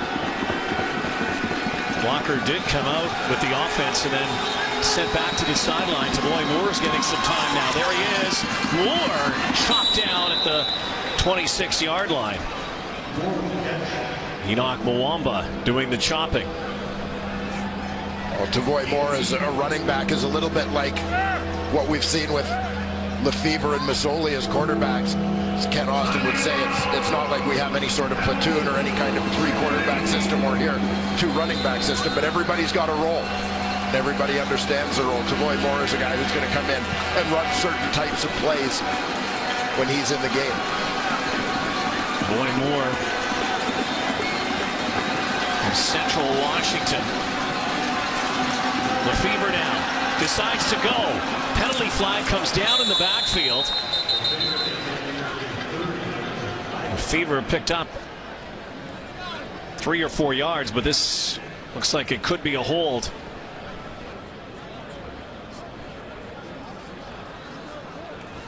Holding Hamilton, number 55. That penalty is declined.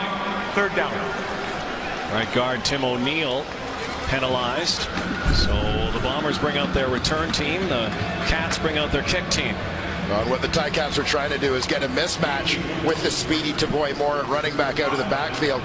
They get a linebacker on him in Ian Wild. Wild goes with him. The free safety Javon Johnson goes with him. And they do a nice job taking away that option. That kick almost blocked.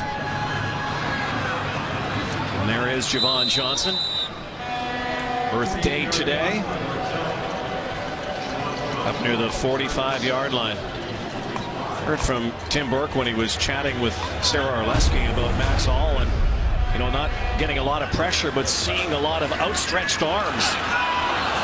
And that pocket closing in on him, but as well, Ticat defenders doing a pretty good job getting their hands up at the line of scrimmage. A defensive line that on the season doesn't have a lot of knockdowns, but adding to their totals today. It's been a broken record for the Bombers this year. They're an inept offense. Just can't seize any momentum. Fannin steps out at the first down marker.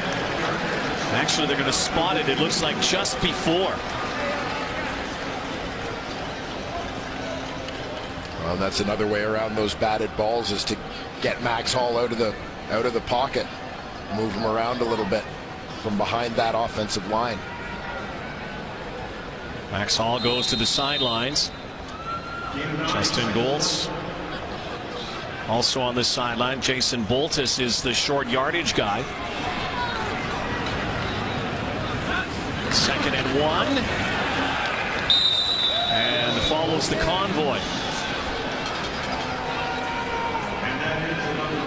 Fresh set of downs from the offensive line. Rare Winnipeg first down. Boltis, a former Hamilton Tiger Cat.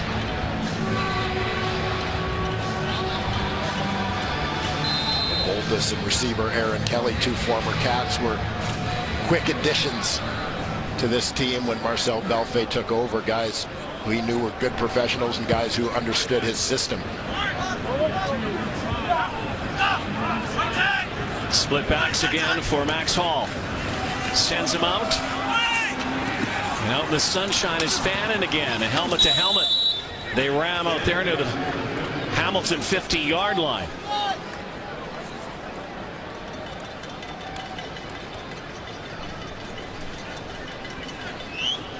And this is going to put the Bombers back into their regular offensive set. 2nd and long situation.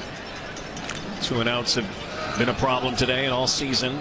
Worst 2nd down conversion in the CFL. Things they have to address, certainly offensively. The reboot for next year. Rebuild.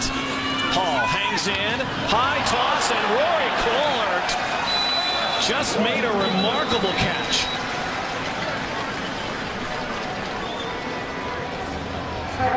Nice grab. It will be spotted about 1.5 yards shy.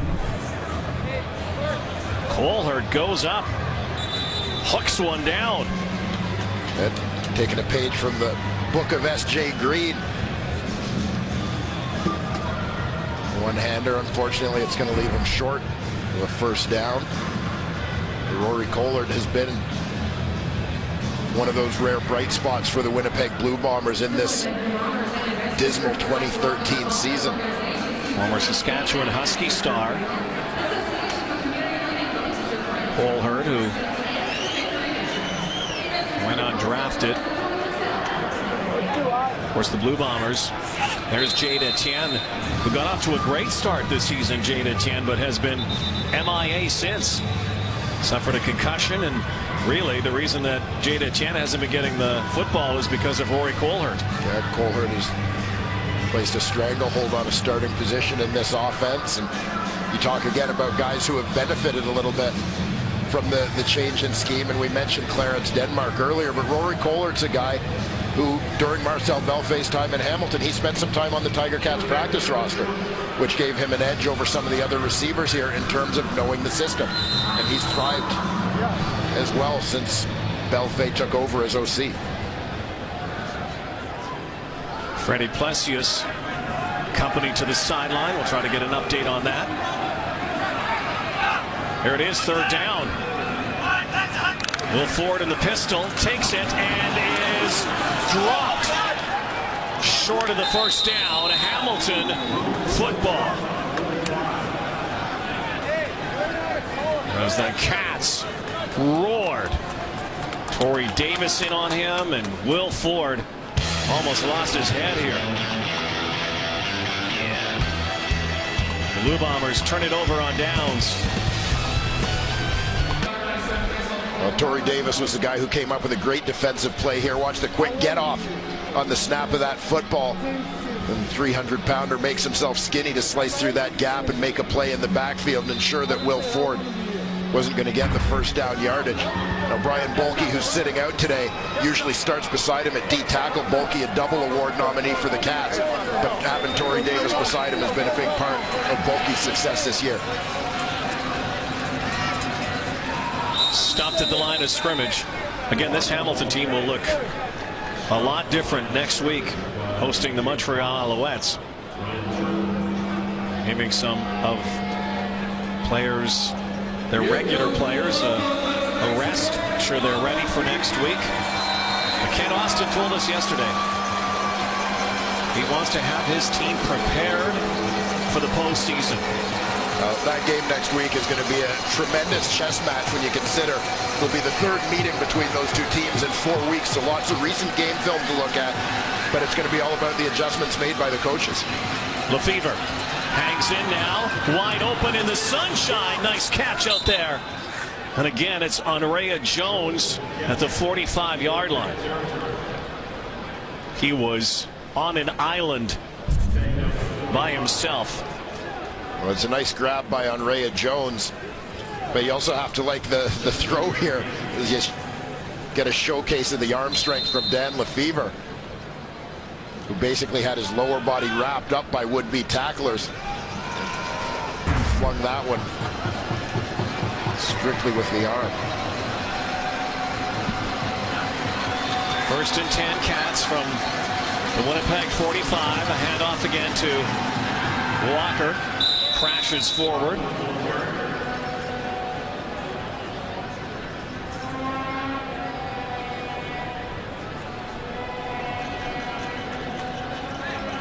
Siobhan Walker with a 100-yard rushing day.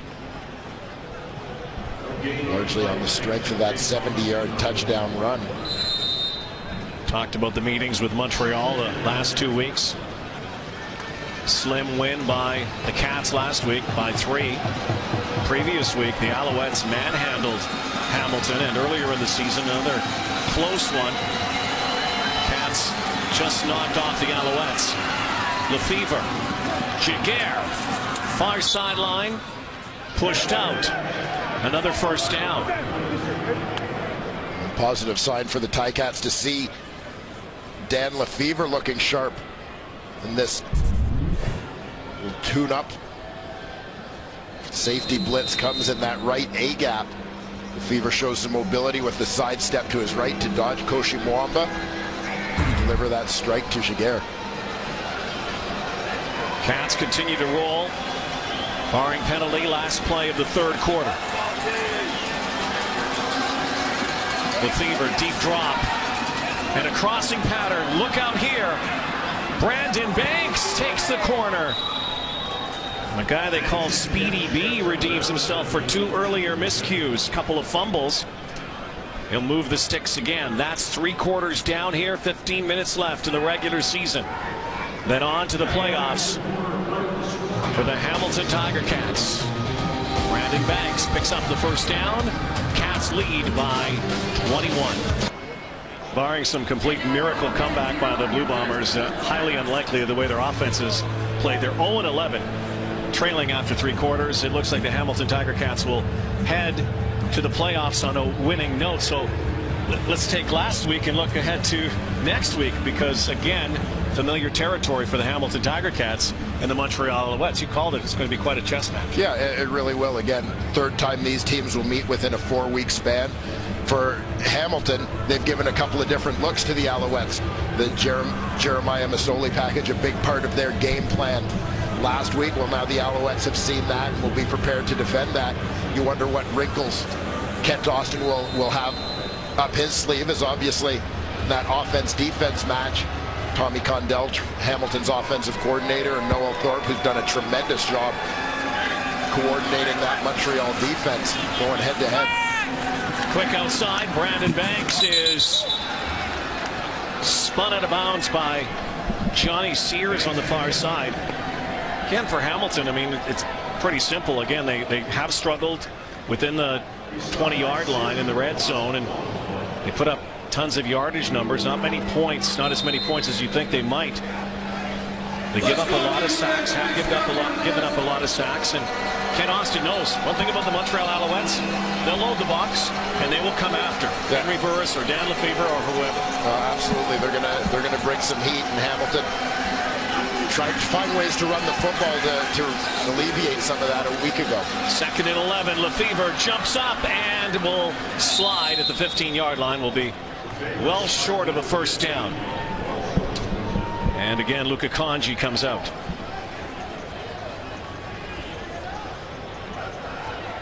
That Blue Bomber defense continuing to hang tough, but they've been on the field an awful lot, all not season. Just today, but all season long. And again, there's the question mark surrounding one of the biggest question marks for the Blue Bombers defensively is, can they keep that guy, Enoch Mwamba, who will be a free agent. Yeah. He is the biggest fish out there in this offseason. Yeah. Getting him signed is as much of a priority as finding a starting quarterback. Kanji is good. Hamilton looking good today, extending the lead 30-6 now. Kent Austin, the former quarterback, head coach now, said that he'd give his quarterback a half of football, a good half for Henry Burris, who is with Sarah Orleski. Thanks, Rod. Henry, did you accomplish in those 2 quarters what you wanted to in this game? Yeah, exactly. I mean, it was all about coming back, getting in the rhythm, making some plays, protecting the football, and just making sure we had a good taste in our mouth leaving this game. We were able to put some points up and get things rolled in a positive direction. When you were 73 yards short of 5,000 regular season, were you aware of that milestone, and was that something in the back of your mind? No, actually, I wasn't even thinking about it. I just wanted to make sure I was in sync with my guys. We had a number of young guys who were trying to get, some experience today, and we kind of got off to a little sluggish start there. But my playmakers made plays. OJ and a number of guys made plays. That's what was on my mind, just making sure we made plays, made the right reads, take good care of the football, and come out of this game thinking great about next week. Well, facing the Alouettes next week, a familiar foe for you guys. 2 meetings in the last 3 weeks. When you face this Montreal team, you're 1-1 in those last 2 meetings. Where have they caused you the most issues? What do you have to be most aware of? Well, they do a great job against everybody with their pressure package. I mean, they got a number of great athletes on that team. They compete very hard, and they really collapse the pocket and put a lot of pressure, and they take away the run game. So we've always had our hands full, as well as all the rest of the teams playing Montreal. But we were able to figure some things out last week and make some positive things happen. And, of course, it's going to be a game of chess because they had a great defensive coordinator as well as players. And, hey, may the best team win. Thanks, Henry. Hey, thank you. Yeah, thank you, Sarah and Henry Burris. May the best team win. And one thing that Henry Burris knows, despite the fact that the Alouettes haven't exactly had the best of seasons, they could be the sleeping bear in this postseason, and Henry Burris has struggled against the Alouettes. So he sure has. You look at Henry Burris's numbers, taking today's game out of the mix where he only played a half. Henry in the 3 games against Montreal, averaged less than 150 passing yards a game, averaged over 300 yards a game in the other 14 games of the season.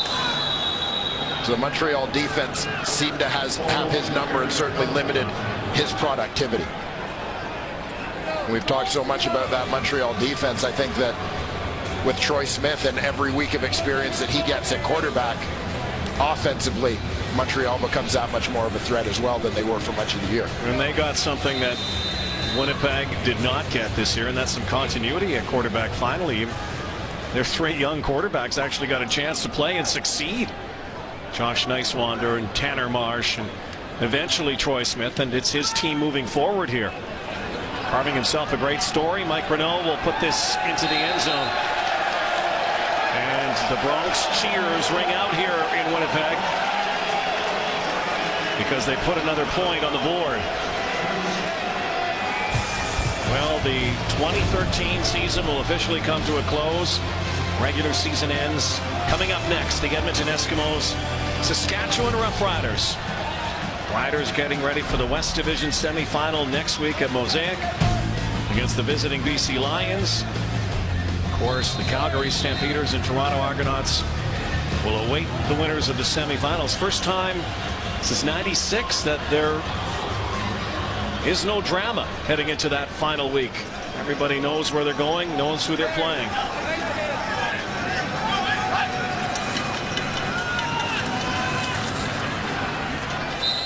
And maybe because there is no drama heading into this final week, maybe they're saving it up for the next couple of weeks. Well, the game planning has already begun.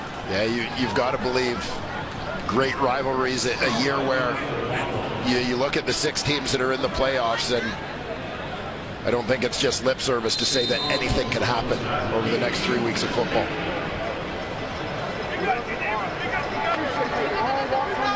There has been no doubt record-wise, Calgary and Toronto have been dominant East and West, but who knows? Fever, strong arm again, and broken route that time. Thompson Collins went the wrong way. So they will bring out their kick team again with 10.5 plus to go here.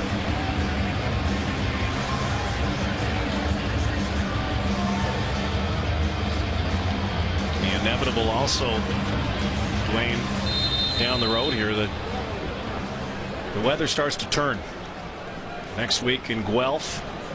Not sure what the long-term forecast is for Hamilton and Montreal. I know there's lots of snow on the field in Calgary today.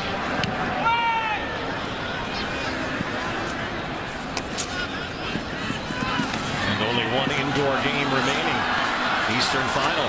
Damon Washington up near the 35-yard line as the Blue Bombers play out what has been a painful 2013. Time to check the sack attack. Calgary Stampeders 63 sacks on the season, brought to you by Purolator, tackling hunger across Canada. Check and look at all the food that was collected. And the quarterback's weight in food donated to local food banks. Thanks again to the great folks at Purolator. Another outstanding season. If you're a rush end. It's very benevolent and everything, but you know the quarterbacks there go, okay, take it easy on us a little bit. That's right. Oh, a great year, another record set. Yes. Thanks to Schultze for being the face of tackle hunger program.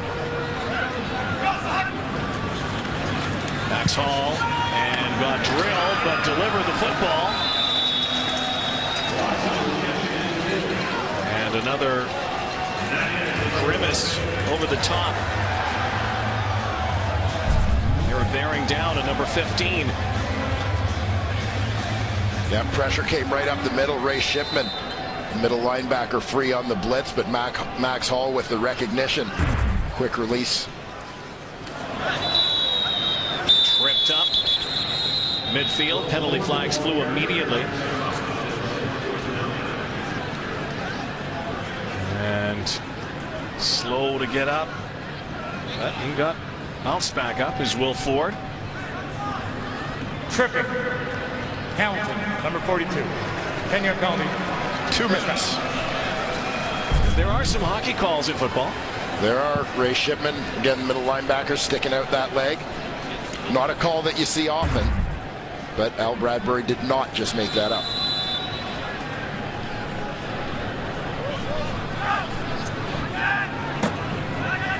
First and 10. Our side, Colhart cutting back. You know, speaking of hockey, hard day today to be a conflicted sports fan in Manitoba. Jets playing at the same time as the Blue Bombers, a conflict. And credit these hardy souls this season who have been here, set an attendance record, new stadium for the Blue Bombers. Not the desired results. Oh, what a catch! Wallace Miles. Something to cheer about here, and there haven't been many things to cheer about in Winnipeg. That was a beauty. There's Wallace Miles, inside receiver. Again, that little stutter working against D. Webb, who did a nice job getting the hands on him, but Miles just stuck through and stayed with that route and with the football. Blue Bombers last in touchdowns, last in points per game in the CFL. See if they can finish on a positive note here midway through the fourth quarter. Try to get to this end zone, which has been almost impenetrable by the Blue Bombers for most of the year at this great stadium.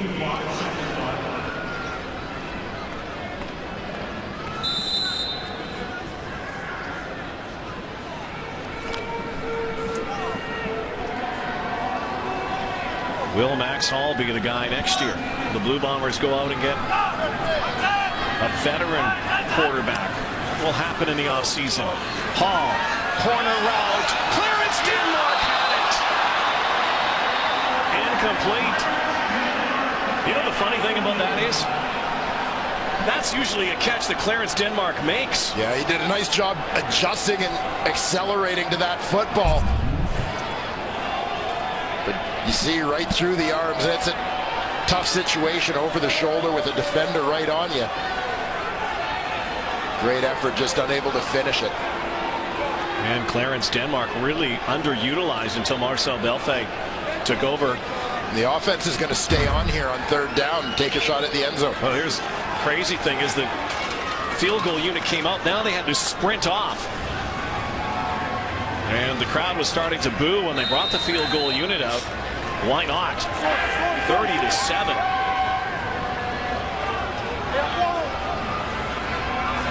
Third and 5. Hall changes the play here, barks out some signals. Here comes the rush.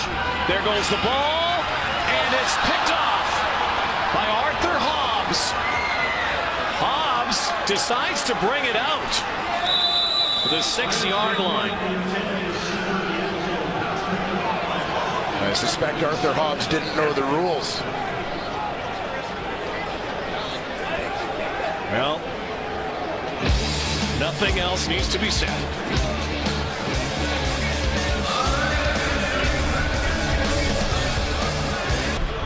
All right, Doodles, go to work. Well, just do a little update here.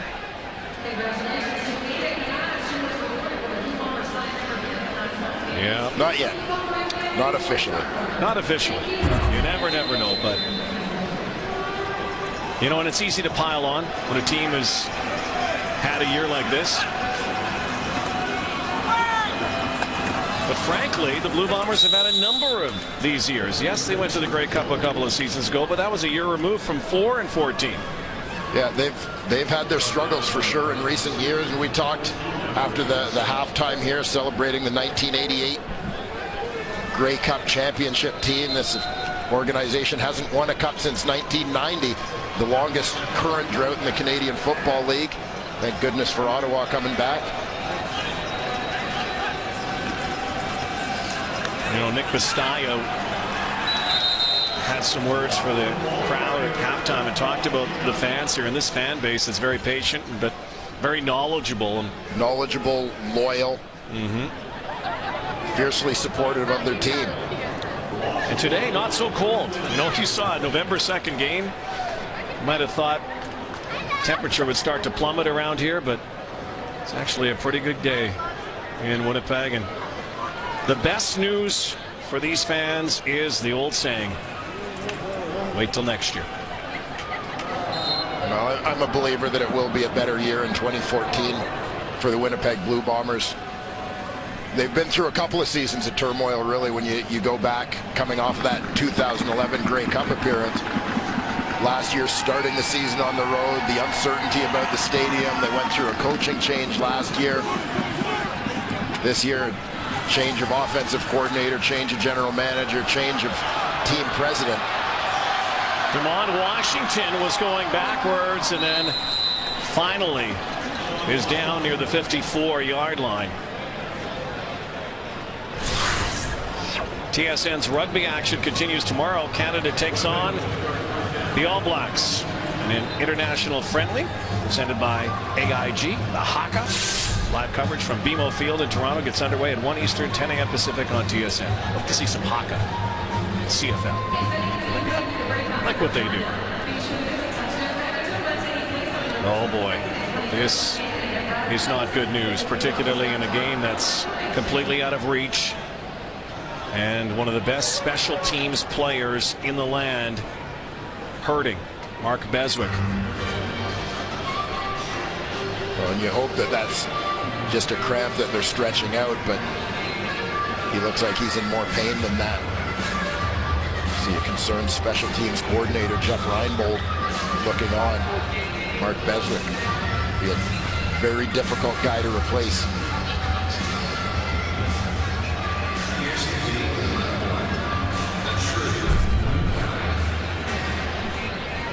Beswick, number 3 for the Tiger Cats. Like it bent awkwardly. Limps off. He's okay. Have to be ready for next week. Yeah, playoff football will do a lot to help you heal.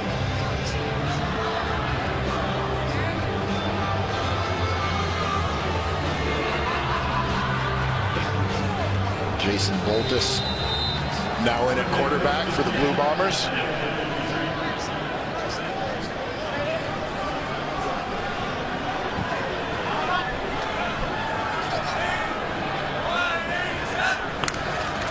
Play action now for Boltus. Sidearm toss over to Wallace Miles. You know, Dwayne, it's no secret. I mean, the Blue Bombers, when they perform the autopsy on this season, there's a lot of work to do here. And, you know, I know they've had a lot of discussions with a variety of people, yourself included, about the future of this team. What is the #1 concern for the Winnipeg Blue Bombers? Well, I would label 2 things, but probably 1A. Stuff like this. Goodbye. All the way to the end zone. Carl-Olivier Prime, touchdown.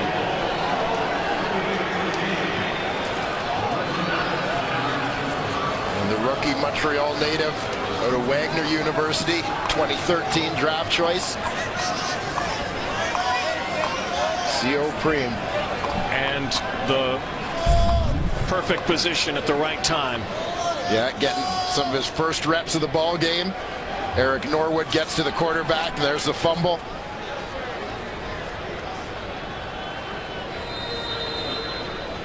And the touchdown from the young man who spent some time in the Indianapolis Colts camp this summer. Grim time for the Hamilton Tiger Cats. You were saying for the Blue Bombers? Yeah, well, I mean, job 1 is sorting out their quarterback situation. Job 2, upgrading their Canadian talent. The good news for the Winnipeg Blue Bombers, and I think they've got some very good people in place in Wade Miller and Kyle Walters. It's a good season to be trying to change the fate of this team. I think there's going to be a lot of player movement. Too many men. Winnipeg. Knowledge decline. 1-point conference scored. As a result of the upcoming expansion draft, I think there are going to be some great opportunities for teams like Winnipeg and Edmonton to upgrade their talent a little bit. Number one thing is locking down, locking up Enoch Mwamba. Well, that's a huge factor in the Canadian talent that I mentioned is when you've got one of the best Canadians in the league, a legitimate star, legitimate face of the franchise, you've got to make sure that you keep that guy here.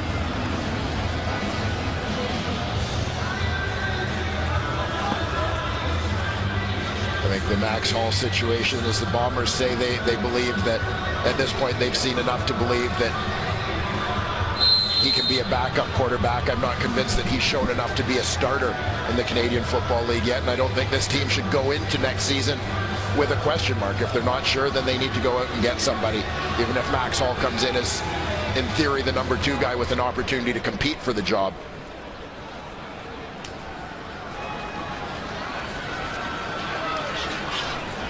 And that's not a knock on Max Hall. It's just the state of this team. They've had enough uncertainty at the quarterback position over the last few years that they can't do it again in 2014. Tremendous amount of pressure on any quarterback that has come around the horn because of the Buck Pierce situation and his inability to be the starter. But you think about Enoch Mwamba, and you know, they're obviously going to open up the vault for Enoch Mwamba, but you know the compete level in that young man. First thing they're going to have to say to him is, hey, we want to build a championship here. Well, they're going to have an opportunity by the moves they make before free agency opens to send a message about what kind of team they're going to be and sell themselves not just to their own free agents who they want to retain, but to other free agents around the league that they're going to target and try to bring in. I know that part of the philosophy of the previous regime here was that they didn't really want to sign established free agents from other teams. The Blue Bombers were very passive during free agency, so they were a team that typically was losing experienced guys and having to replace them with younger, inexperienced players, and you see the result. Cats load up the box here, rush 4. Boltis knocked down again. Craig Marshall on 3rd and 4. 3-minute warning on the field. We'll step aside and come back to Investors Group Field in Winnipeg. The CFL on TSN is brought to you by GMC. We are professional grade. Winding down the regular season mercifully in Winnipeg for the Blue Bomber faithful and Papa Smurf. And Bombers under 3 minutes away from a 3-15 season, which would match their worst ever 18-game mark back in '98. Hamilton Tiger Cats, they got Montreal. Look at Tavoy Moore here. Moore spins now. He's got room. Tavoy Moore out near the 50 and made a whole lot of something out of nothing. Tavoy Moore up to the midfield stripe. A great return by Tavoy Moore, but I'm going to look at something from the Winnipeg perspective that I really liked on this play.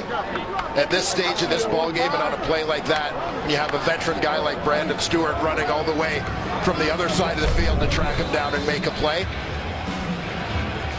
that says something about Brandon Stewart.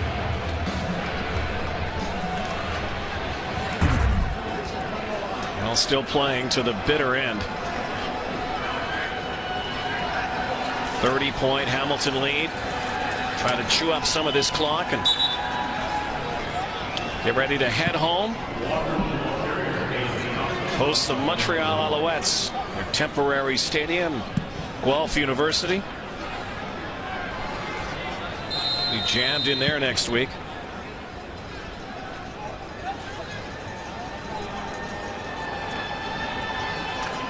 Winner then gets the Toronto Argonauts in the Eastern Final.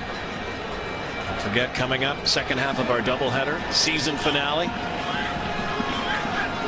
Mosaic, Rough Riders and Eskimos. Siobhan Walker.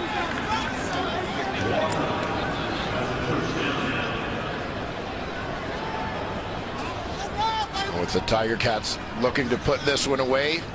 It's another milestone for Henry Burris. Career victory, number 100 as a CFL starter. 16th career win against the Winnipeg Blue Bombers. Proud to say I was there for number 1 in Montreal, his first career start and victory.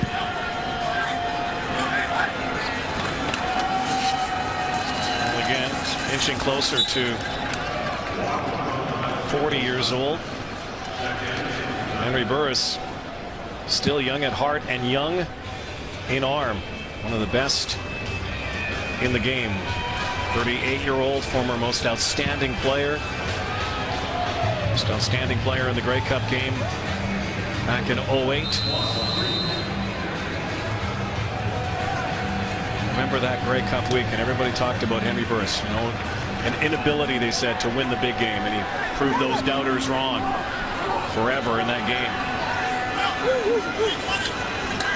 Now he's trying to do it with Hamilton. Lefevre zigging and zagging and fumbling. Cats got it back. Just over a minute ticking down now. Lefevre with a little pat on the back.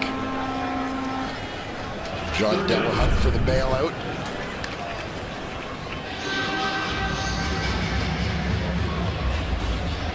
I suspect that one would not have been ruled a fumble in any case. Looked like the ground caused the ball to be jarred loose.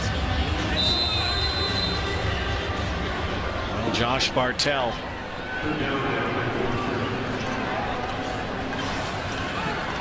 So good at that little drop kick of his with some backspin on it.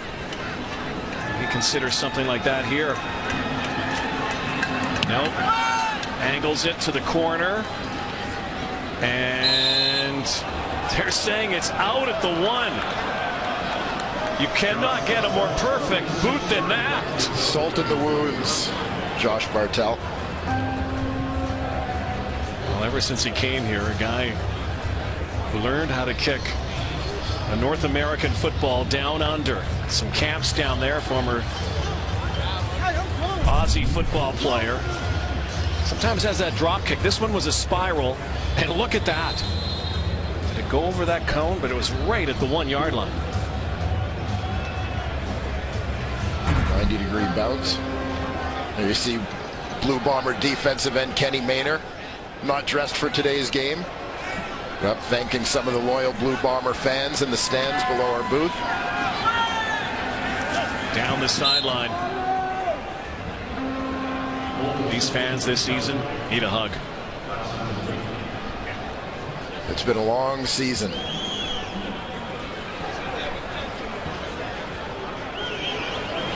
So now it's time to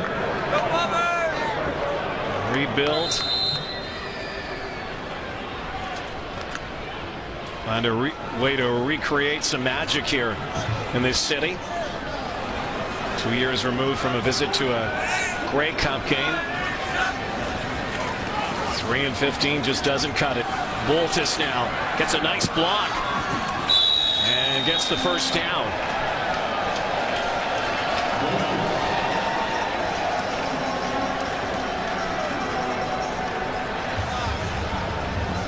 Bombers will match 1998. Hamilton Tiger Cats today will match 2001. First time in over a decade since they got to double digits in wins. They finished the season strong. After a 1-4 start, Dwayne, they'll finish 9-4. Winning 5-6. Kent Austin, a former Grey Cup champion, knows what that means. That momentum carries forward. Yeah, this is a guy who's been a Grey Cup champion as a player and as a coach. He's done a nice job with this Hamilton Tiger Cat team this season. You said it's been a process, a slow start. Kent Austin, Orlando Steinauer, Tommy Condell. As a group, as a coaching staff, they've done a lot of teaching this year. Guys who believe in fundamental football. willing to go through some of the growing pains in doing that, teaching early in the season in hopes of reaping rewards over the next few weeks. Hamilton Tiger Cats can understand how the Blue Bombers feel. They've had even worse seasons than this. 1-17 for a decade ago. They went through their struggles. Boy, it takes a commitment. Offside, Winnipeg, number 81. Hamilton is elected to decline the penalty. I will start the clock on the ready. Timer, please put 30 seconds on the clock. Thank you. They can talk all they want, though, about building a foundation in cities and franchises. It all starts at the top. And in so many ways, it went sideways for Winnipeg, and it's gone the right way for these guys. Commitment to win. Smart moves, risks, sideline. That's it. Final nail. Right in the coffin of the Winnipeg Blue Bombers. James Rogers with the interception.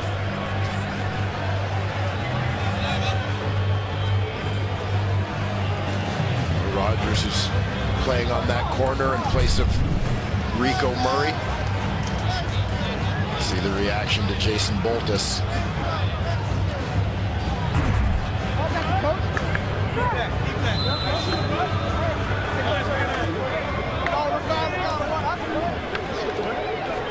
Kneel down away from moving on to the playoffs for these Hamilton Tiger Cats. And an off-season of work here in Winnipeg. Yeah, Anis Horribilis here. This was a miserable year, but Tim Burke says it can't get much worse than this. What will his future be like?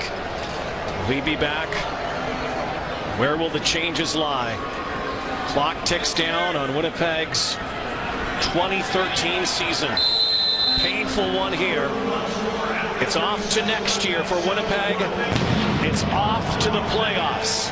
And the Montreal Alouettes for Henry Burris, Kent Austin, and the Hamilton Tiger Cats as we send it back to the studio. I think there was a little smile there from Kent Austin as he got the Gatorade shower. There is Mike Riley. He and the Edmonton Eskimos, much like the Winnipeg Blue Bombers, ending a very tough season. They will do so in about 15 minutes. They'll kick things off in Regina as they take on the Saskatchewan Roughriders, who are bound for the playoffs. Hi again, everybody. Dave Randorf, Chris Schultz, Milt Stiegel, and Jock Climby. Hamilton gets the win 37-7. They will finish the season 10-8. Winnipeg 3-15. Before we wrap up on Hamilton, sum up Winnipeg's season for us with your great observation. Well, this sums it up.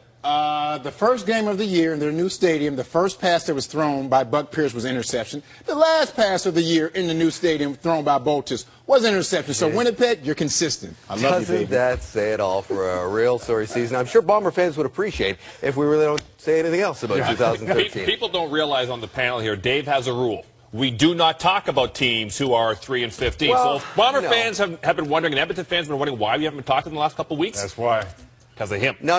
Let's talk about the team that is headed to the playoffs. Joining us now from Investors Group Field is veteran lineman Marwan Hage. Marwan, thanks for joining us here. You guys had one win in your first 5 games. Now you get to the 10-win mark, double digits. You've been in Hamilton an awful long time. How important is that win for this franchise? Well, it's very important. You know, it's deserving to our fans. They deserve that, and they've struggled a long time. And you know, it's good. It feels good to bring it back to Hamilton and give it back to our fans, and hopefully it'll give us momentum going into the playoffs. Marwan, what has Kent Austin brought to this team? Leadership. I think he brought good leadership and stability, and you see it in the way the guys are poised. You know, even if we're up or down, guys are still playing within the system and are able to put points together and come back and put wins together. You are in your 10th season. As I mentioned, you've been around Hamilton and been a fixture on and off the field there for a while. You've only played in 2 playoff games. How special will next weekend be for you? Oh, you had to rub it in, huh? You know what? I'm excited. I'm happy. I'm happy for our fans. I'm happy for my teammates. I'm happy for the organization, Bob Young, and all the guys. So, you know, it's exciting times, and hopefully we can put it together this year. I wasn't rubbing it in, by the way.